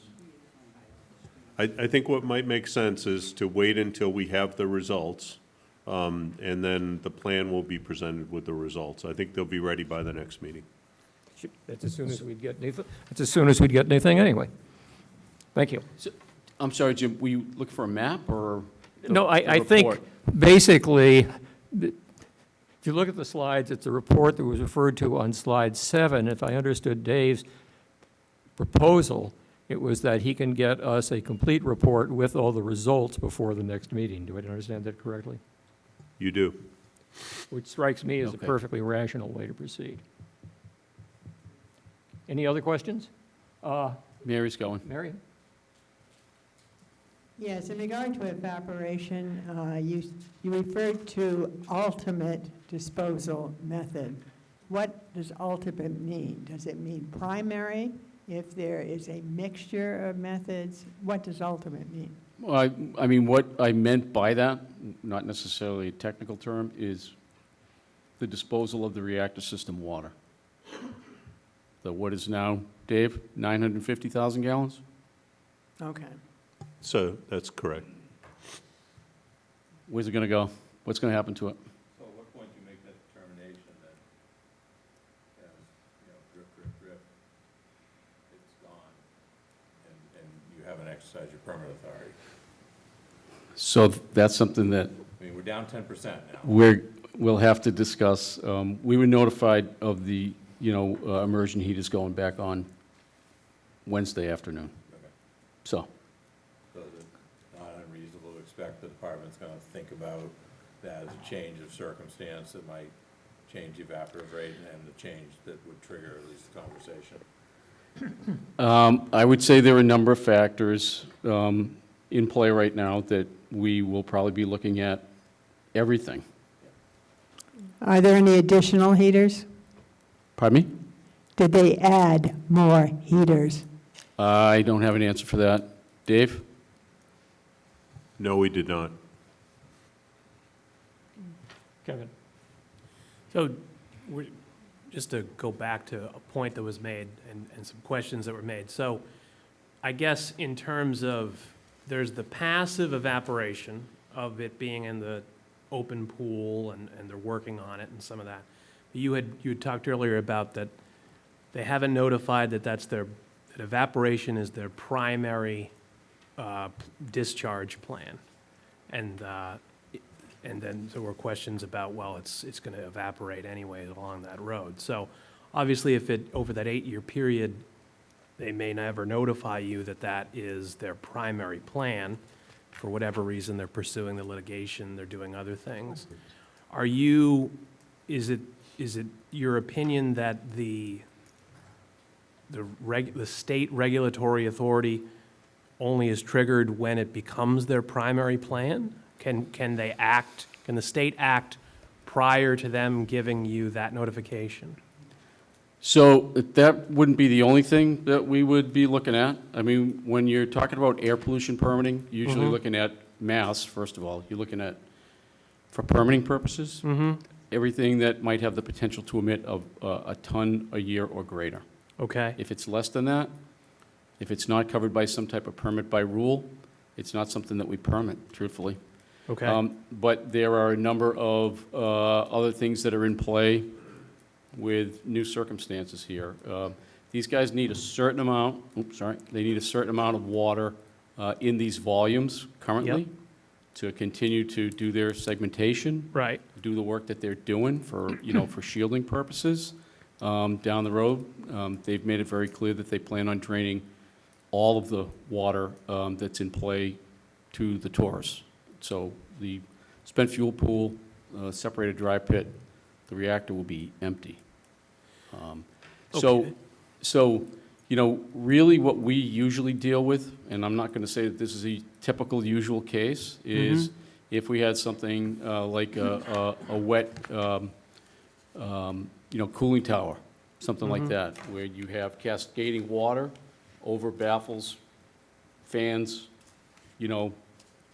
blow air up underneath it, causes evaporation, can have things like chlorides and suspended solids in it, things like that. That's the type of thing that would be more traditional. If they chose to do an evaporation method that required some type of physical change, they actually put some kind of a unit, some type of equipment on the site to do that, then we would be looking at that. We'd also be looking, in all likelihood, don't hold me to it right now, but the same types of things that they're doing now when they talk about modeling on, dose and things of that nature. So if there was tritium in the water and you blow it up in the air, then you are going to have, you're going to have ambient impacts. You're also going to have deposition potential impacts as well. So that's a more typical air permitting scenario. We haven't had to do it at any nuclear power plants for tritiated water in Massachusetts yet, but, circumstances are changing here. The two extensions come into play. Okay. 4 years, Yep. 8 years, Right. and so let's we're keeping an eye on it. So say they never notify you that that's going to be their method of disposal, either as a primary or that they're taking these other, it's not that maybe they're primary because they're still hoping to discharge it into the bay, for example, but while they can't do that, they're going to be forced evaporating it with the heaters and other processes. What is the state's recourse in those scenarios? We'd have to just look at the applicability based on what our permitting regulations are, which go to usually a mass emission rate of a certain level. The amount of tritium that's in all that water, it's not going to add up to a ton a year of emission, even if they evaporated it in 1 year. Okay. Thank you. When you did your sampling and you did your splits, there were a number, and I don't remember all of them, but there were a number of constituents not uncommonly seen in boiler makeup water, including heavy metals and the like. We were told to take some comfort that all those things were going to be treated out before the discharge. Have those things been treated out of the waters that sits in there now? No. Right. Are they also subject to evaporation? I mean, this conversation sort of focusing a little bit on the tritium part of it, but there's a whole range, alphabet soup full of various contaminants which have been documented by your testing and the state's testing that are also going up in the air. And I think that we shouldn't lose sight of the fact that yes, there's tritium, but yes, there's also conventional pollutants that add up to, I don't know what. But, that's a factor in terms of public health exposure as well. So we would look at that on applicability. Yep. Based on the temperatures of the water and the nature of the, constituents that were found in the split samples, it's highly unlikely that they're going to volatilize with water vapor. But with this extension, we're going to look at everything. Yeah. May I make a quick observation? It seems to having it both ways. The argument that the other radionuclides, cesium, et cetera, because they're heavy, will go to the bottom of the pool, so we're not supposed to be worried they're coming out in large numbers. However, the testing that both the state and Holtec did of the water was in the middle. And those same heavy particles were at the bottom and in the corners. And so I'm just saying, the testing that was done really was not sufficient. Well, that's your opinion, Mary. So noted. Any other questions? It's actually a fact. Yeah. Okay, thank you, Seth. Thank you.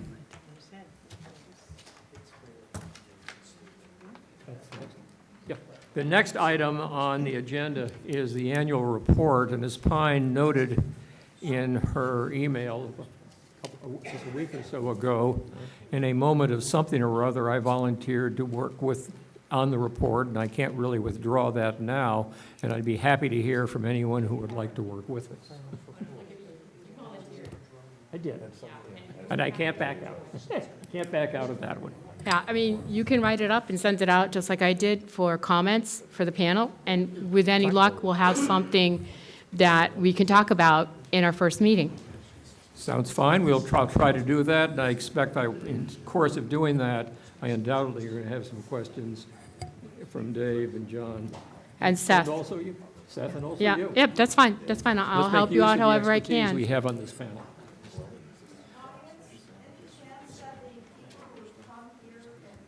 We're about to get to the public question period. Great. If I'm not mistaken, the public comments is next on the agenda. How many people want to speak? Can somebody give me a count? 1, 2, 3, 4, 5, 6, 7. Did I get the count right? I got 1. I got 6. Raise your hands again so we've got it. 1, 2, 3, 4. I have 6 also. Well, we've allotted 30 minutes. If I divide that. 5 minutes? But that's 5 minutes apiece. If one person wants to shorten up a little and give a minute or so to someone else, I've got no objection to that, but we're pushing 8:30 already, and I think people would like to get home before midnight. So what do you want to do for time allotted for talking for the public? 5 minutes a person, with the flexibility, if you're finished in 3 and you want to give a minute or 2 to someone else. No, just 5 minutes. If you're done early, you're done early. We move No. on to the next. That's my suggestion. I'd like to maintain some flexibility. Okay, who's first? Art?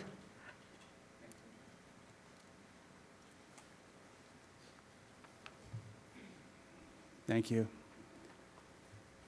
May I suggest that you accept people who want to give testimony to be able to submit that in writing in advance, and that you call on those people first? I have perfectly I'd love to have written testimony in advance. I think I don't want to be rigid. I'm not going to promise to call on the people who submitted it first. Go ahead. Thank you. Honorable committee members, community members, my name is Art Desloges, and I am on the executive committee of the Massachusetts Sierra Club. I am also a town meeting member at Plymouth. Over the past year, there has been much concern on whether citizens, like you and I, have a meaningful voice with this panel in the decommissioning process. We do not, and we must have one. To make that a reality, I filed citizens legislation entitled an act strengthening citizen participation on the panel for the decommissioning of the Pilgrim Nuclear Power Plant, SB 2394.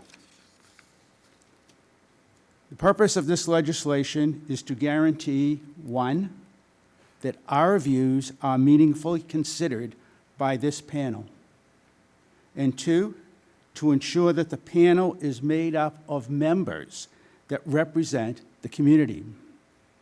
This is nonpartisan legislation modeled after successful legislation from other states. To achieve this goal, this legislation will reconstitute the entire panel, guaranteeing a majority vote to citizens.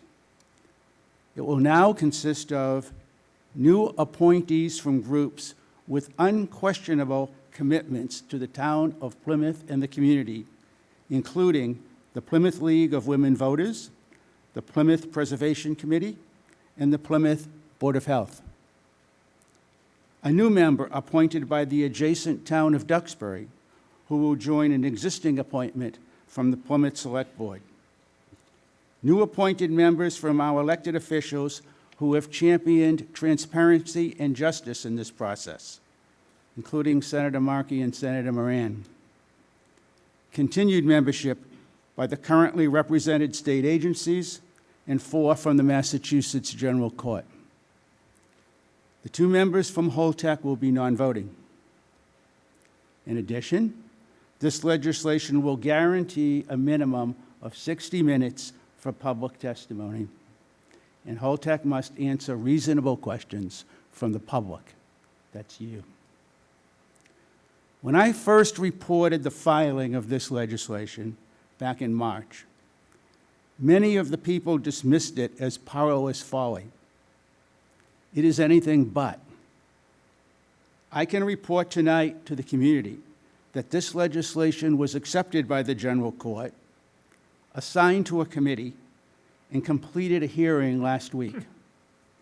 Citizens of the community and myself provided supporting testimony. This legislation is expected to advance. I welcome the community's support for this legislation, and I welcome the panel's support for this legislation in making this bill a reality. Thank you. Thank you. Yes. Senate Bill SB 2394. You're welcome. Who's next? Diane?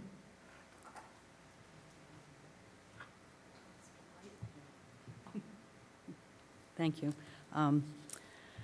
I just want to make a comment, and then I want to ask about my, the Cape Town Winter submission of a request to the panel.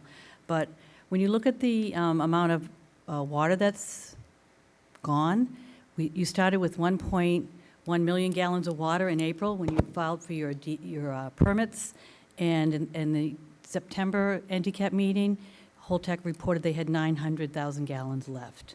So that's 200,000 gallons gone in 6 months. In that way, it could be gone in less than 4 years. And it's in a building, and the building is enclosed. This water is going up the vent unfiltered and unmonitored. Holtec grabs a sample once a week and then reports it to the NRC in March in their yearly report. And does Holtec really expect us to believe the heaters are there for worker comfort?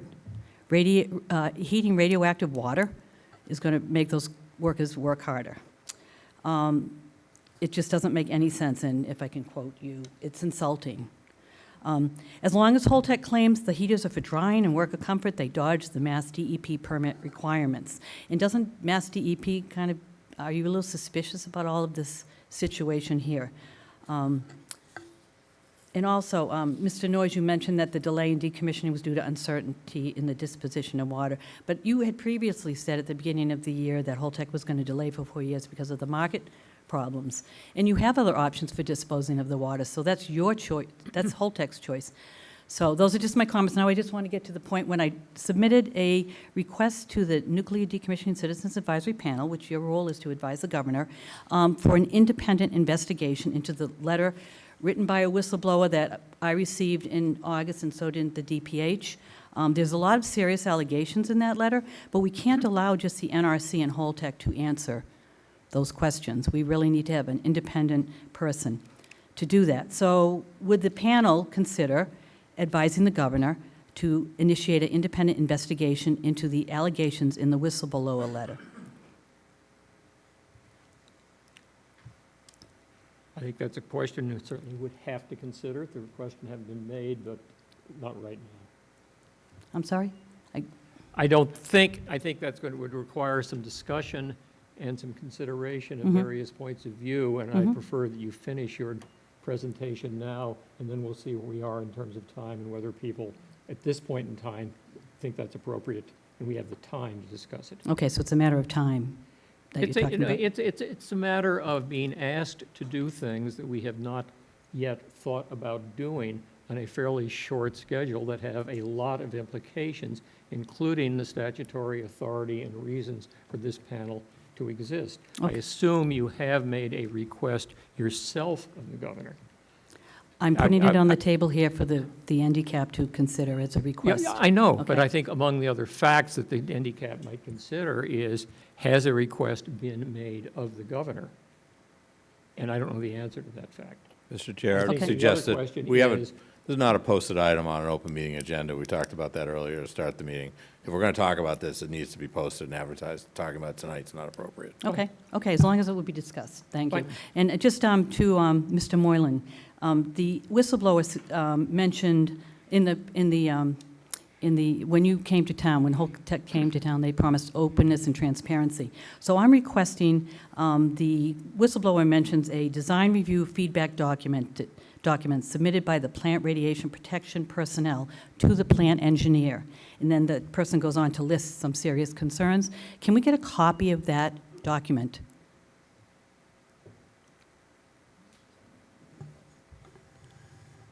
That's an internal document. There is nothing in that document.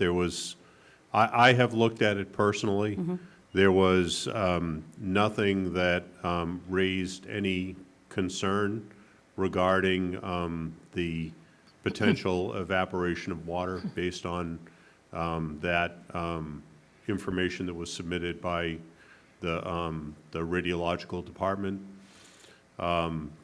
We're not going to provide that document. It's been looked at by the NRC. Right. It doesn't get any more independent than that. Oh, really? Diane, you're pushing you're Okay, over well, the 4 minutes. NRC is the lapdog of the industry, as we know. So you're not going to let us see this document? Okay. No. All right. Okay, so I'm looking to this panel to, for transparency and openness and to address the concerns of the community, that there's more going on here than what Holtec and the NRC are telling us. Thank you. Okay, thank you. Yes, sir.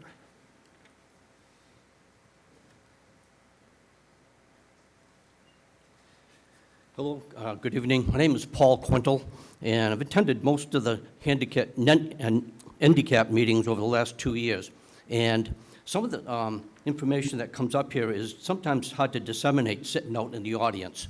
I have a couple questions, and I'll be done quickly here. First couple are to the Holtec, John and David. Now, you suggest that you truck out of here, you have trucked 230,000 cubic feet of waste since 2019, over 5 years. Right. What my question is, how many trucks would that be? You're probably not going to give me the answer tonight, but 230,000 cubic feet of radioactive waste has been trucked from Massachusetts to some other place. My question would be, how many truckloads might that be over 5 years? Yeah, we know how many shipments it is. The majority of the shipments go truck to rail. So they go to an intermediate facility where they can then be taken by rail, ultimately to disposal. Some go by truck. but a number of them also go by truck to rail. Dave, when you say Any shipments, idea, do it you might mean be trucks? 100 trips or 1,000 trips? Any guess? Probably somewhere in between, I don't know. Okay. Now, could water, radioactive wastewater, could that be removed under the same procedure? Yes. Truck to could. rail? Yes. Do you have a cost analysis on what it takes a load, let's suggest from Massachusetts to maybe a destination like in Texas? You got to have those numbers somewhere. I don't expect that tonight, but maybe for the people in this audience and certainly NDCAP folks, they might feel that that might be appropriate to find out what's it actually going to cost to move this water to a different place. That's all I have for you guys. I do have a question for Mr. Pickering, and sitting in the audience here, it kind of bounces off what Mr. Canty started requesting as this evaporation is going on, and you stand up here and you say, well, we're waiting for a letter from Holtec to ask us what's going on and can we have permission to let stuff go up the pipe. To their admission, they have already dumped 10% of what they started in the tank, possibly more. What are you waiting for? I mean, there's a point where I would expect environmental protection. The people in the audience and myself think that we're hoping you're going to take care of us. I have 3 grandkids that live 2 miles downwind when it blows northeast of that plant. I want to know what's coming up the stack. And as a layperson in this community, I think it's fair to let everybody know within a certain radius of that plant what we have going up there. So we're counting on you folks in higher places to protect us. Okay, And so the guidance that we gave to Holtec is what is required by the state regulations for air pollution. The NRC regulates your dose rate from the vent. So we're not waiting for anything. We made them aware of what the requirements may be if they choose to evaporate the water in an active way. So. Well, as Andrew alluded to earlier, he also suggested there's other stuff in that plant that's going up the pipe, and nobody's Well, watching the coop. not necessarily. Nope. Well, So we're just asking people in DEP to help us keep our residents safe. And I don't feel comfortable with 10% going up the pipe and nobody's even paying attention. So I'll leave it with that, but that's how I Okay. feel. Yep. And I'm hoping that you take the comments seriously. I take your comments very seriously. I don't live that far from the plant myself. It's personal with a lot of us. Thank you. Okay. Thank you, Paul. Next. Yes, sir.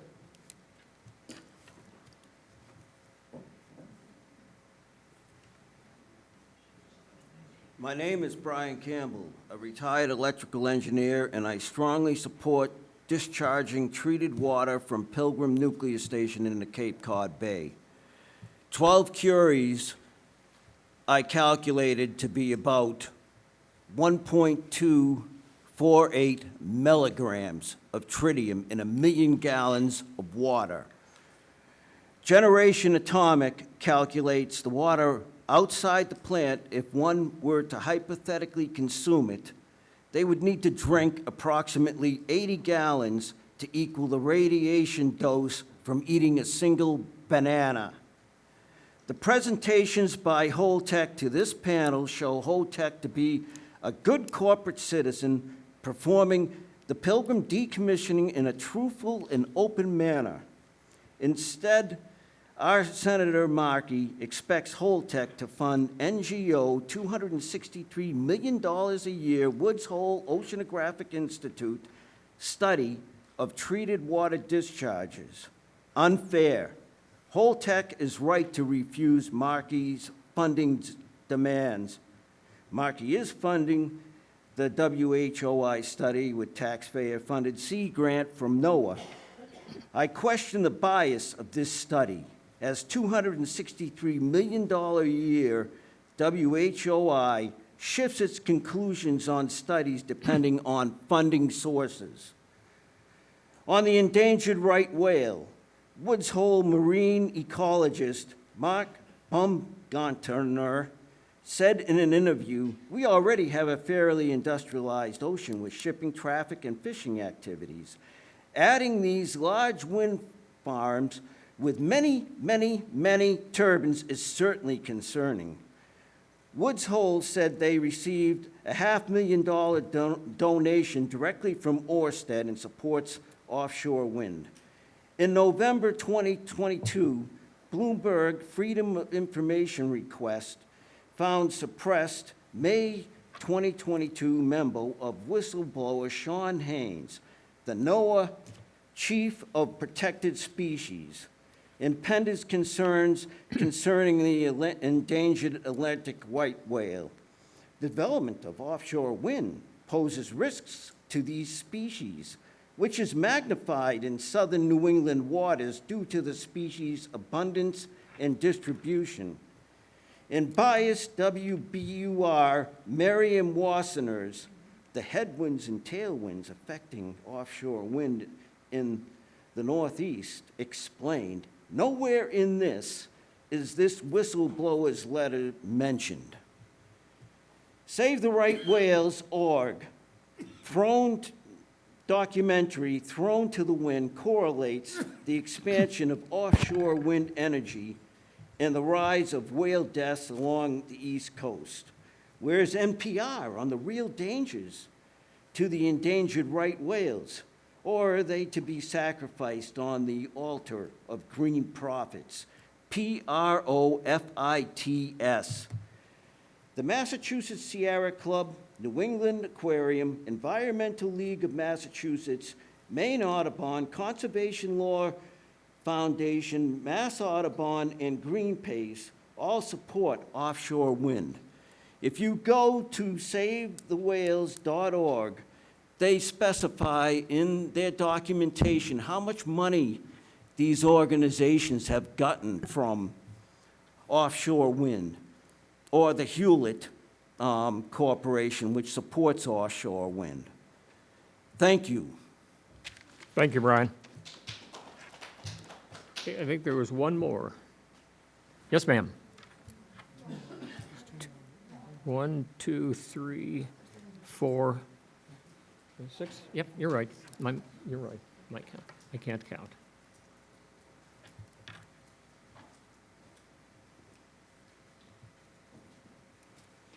Hello, I'm Jamil Graham. I am a concerned citizen that lives in Boston. I've been a lifelong, actually, from my early childhood. One of the first things that really disillusioned me in school was the Thanksgiving fairy tale, that the indigenous people were our friends. So I asked, where are they? And that rolled quickly into my teenage years with the news that this free country I live in, United States of America, drops nuclear bombs on people. Innocent people. And I was supposed to feel good about that because I live in a free country. And I was told that not only did those bombs need to be dropped to stop the war, it was righteous. It was right. So that didn't sit well with me as a child. I came on to my adulthood and learned about Silkwood, Karen Silkwood, who took a stand with the nuclear power industry, went into a very deep depression, and came up with some way of contextualizing this free country in this war economy with justification of our tax dollars somehow supporting the nuclear energy industry. So in my mind, there has never, ever been a separation between a nuclear power plant and a nuclear bomb.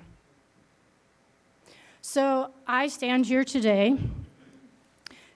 The indigenous people gathered here a few days ago. I attend that meeting as well. It's a beautiful day, the Indigenous Day of Mourning, and the thing that I really wanted to bring, the message I wanted to bring, 2 messages. I want to thank you all, even you, Mr. Noyes, and all of the, the faceless ones in the nuclear regulatory industry who will be, sometimes we win, sometimes we lose, and sometimes we time out, and sometimes it's time to make big changes.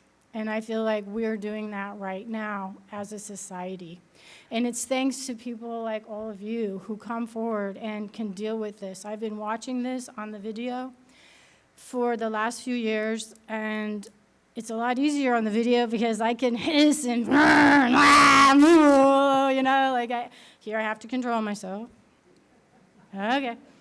So my bottom line is to really celebrate our changing heart and the healing that I'm really feeling happening as a global community. I personally care a lot about what happens at Indian Point's water. I care a lot about what happens at Seabrook's water and Fukushima water and every water in between. I care a lot about where this is being shipped back to our indigenous friends. That matters a lot. And if we're going to have 8 years to figure this out, let's go to the heart and really take on the challenge of creating a world that runs on an economy that is not based on war and fear and terrorizing people with the nuclear bombs in everybody's neighborhood. Let's be real. Can we get honest about this stuff?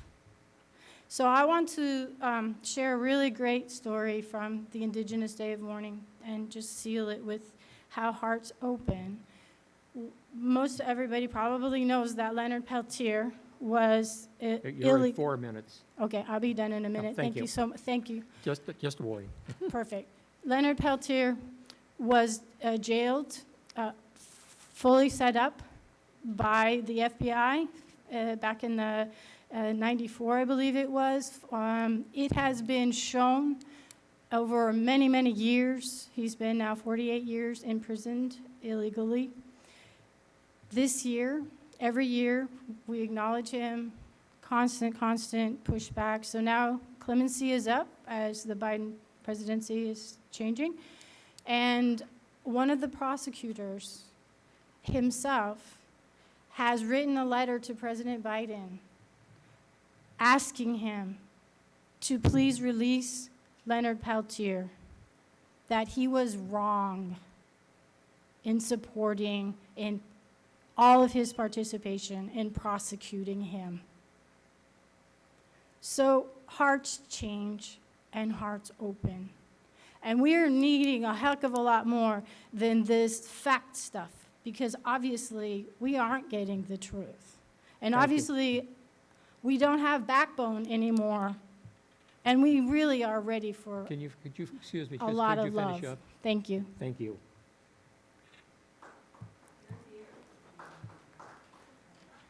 Can we have her name again, Jim? Could you repeat your name for a couple of us who didn't get it? Jamile?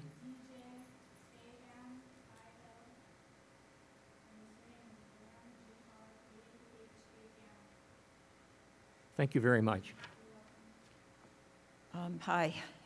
Thank you, everyone. I have really learned a lot, and I Could you appreciate identify all the yourself, work please? you've put in and have been sharing. My name is Eileen Krakowski. I came down from Newton with all the traffic and was late because of that, but I'm so glad I did. I have some questions. Mainly, where is this material that's being broken up being sent to? And propose even some talk here of where the water could go. Is it back to some poor peoples, often indigenous land? That's an important question I need answered from all of you, because I think you know. The second thing is, it's more of a wish that we look back at facts and research And I was fortunate this week, actually, to learn of the work of a Robert Richmond, a scientist, oceanographer, University of Hawaii professor, who has been working with the meltdown in Fukushima. I think you probably know that they're dumping the contaminated tritium water already in the sea there. I don't know, 10% of all. Anyway, I worry about the people who have to fish and the currents that are going through, and what happens to these fish and the people who eat it, because it is a cycle. What I liked about this man's presentation is that he offered a solution I have been looking for many years. As a kid, I thought, oh, great, let's take all this nuke stuff and send it up to the sun, put it back where it belongs. But that's, you know, it's the kids thinking. Can't do that.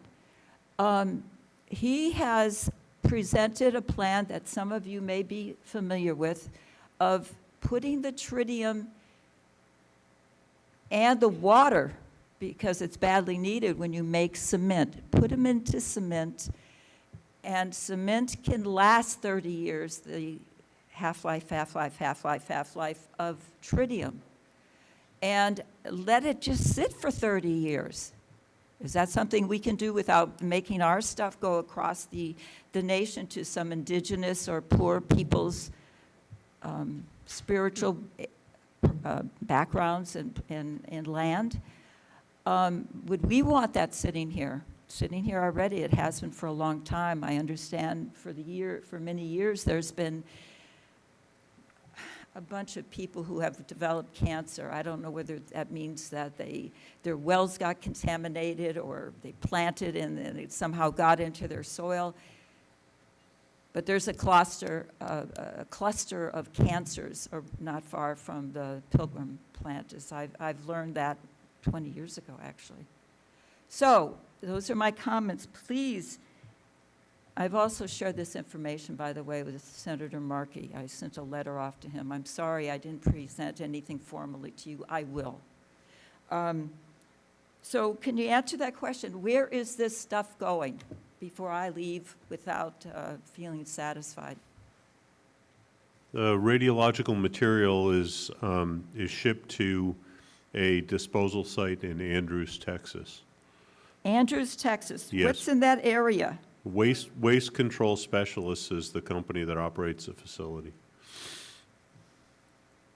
And can you describe the community that it sits in? I don't know anything about the community, I'm afraid. I will look. You can look at the census data for that county, and then you can look at the census data for here. And you'll note that there are more indigenous people here than there, and there are a larger number of people below the poverty line here than there. Interesting. I'll do a double check on that Yeah. because that's my nature. Right. Thank you. Just look at the census data. Yeah, they've gotten their share, that's for sure. A lot of sickness in the areas where other dumping has been going on for decades. But thank you for that answer. Mr. Chairman, can I clarify that she was talking about the high level, they're talking about the B and C waste, they're not talking about the tritiated water you were talking about using for cement. Different subject. Well, there's been some consideration of putting the tritium water in trucks and bringing them off. Right, but that's not going to go to Andrews, Texas. Where will that go? I'm not sure that's correct, Brian. Dave? That's where Vermont Yankees has gone to. Yeah. No, they had a contract in Idaho, but as far as I know, they haven't used it for very much water, if they used it for any. Okay. Basically, I think that takes us through the period. Do any members of the panel have any questions of anyone who spoke? Does cement actually go? Oh, that's interesting.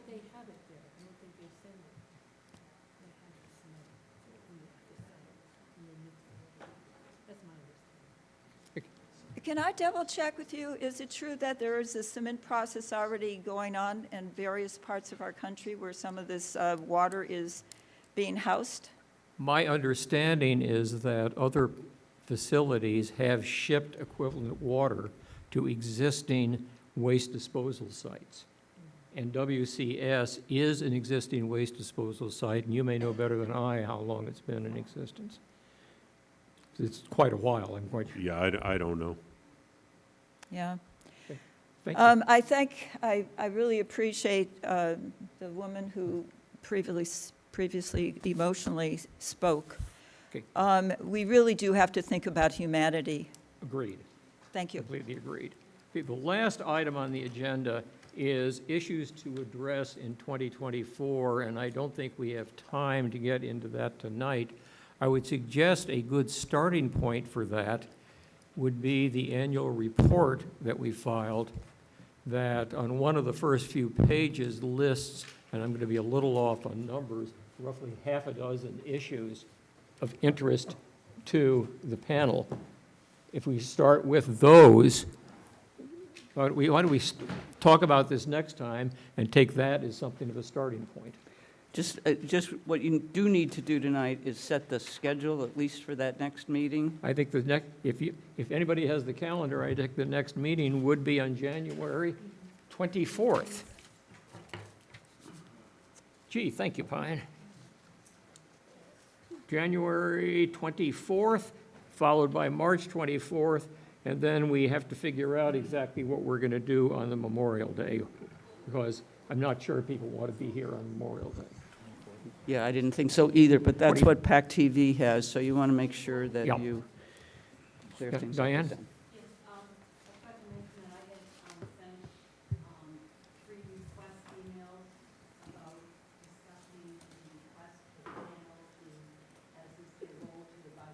Why don't you send them to me?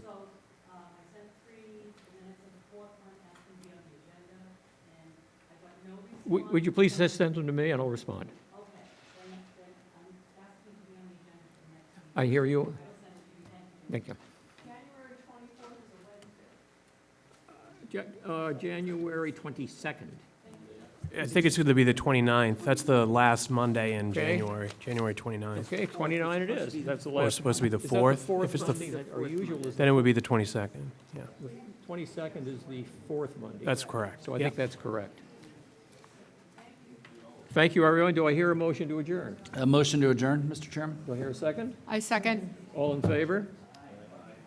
Motion passes unanimously. Thank you, everyone. We'll see you in 2 months.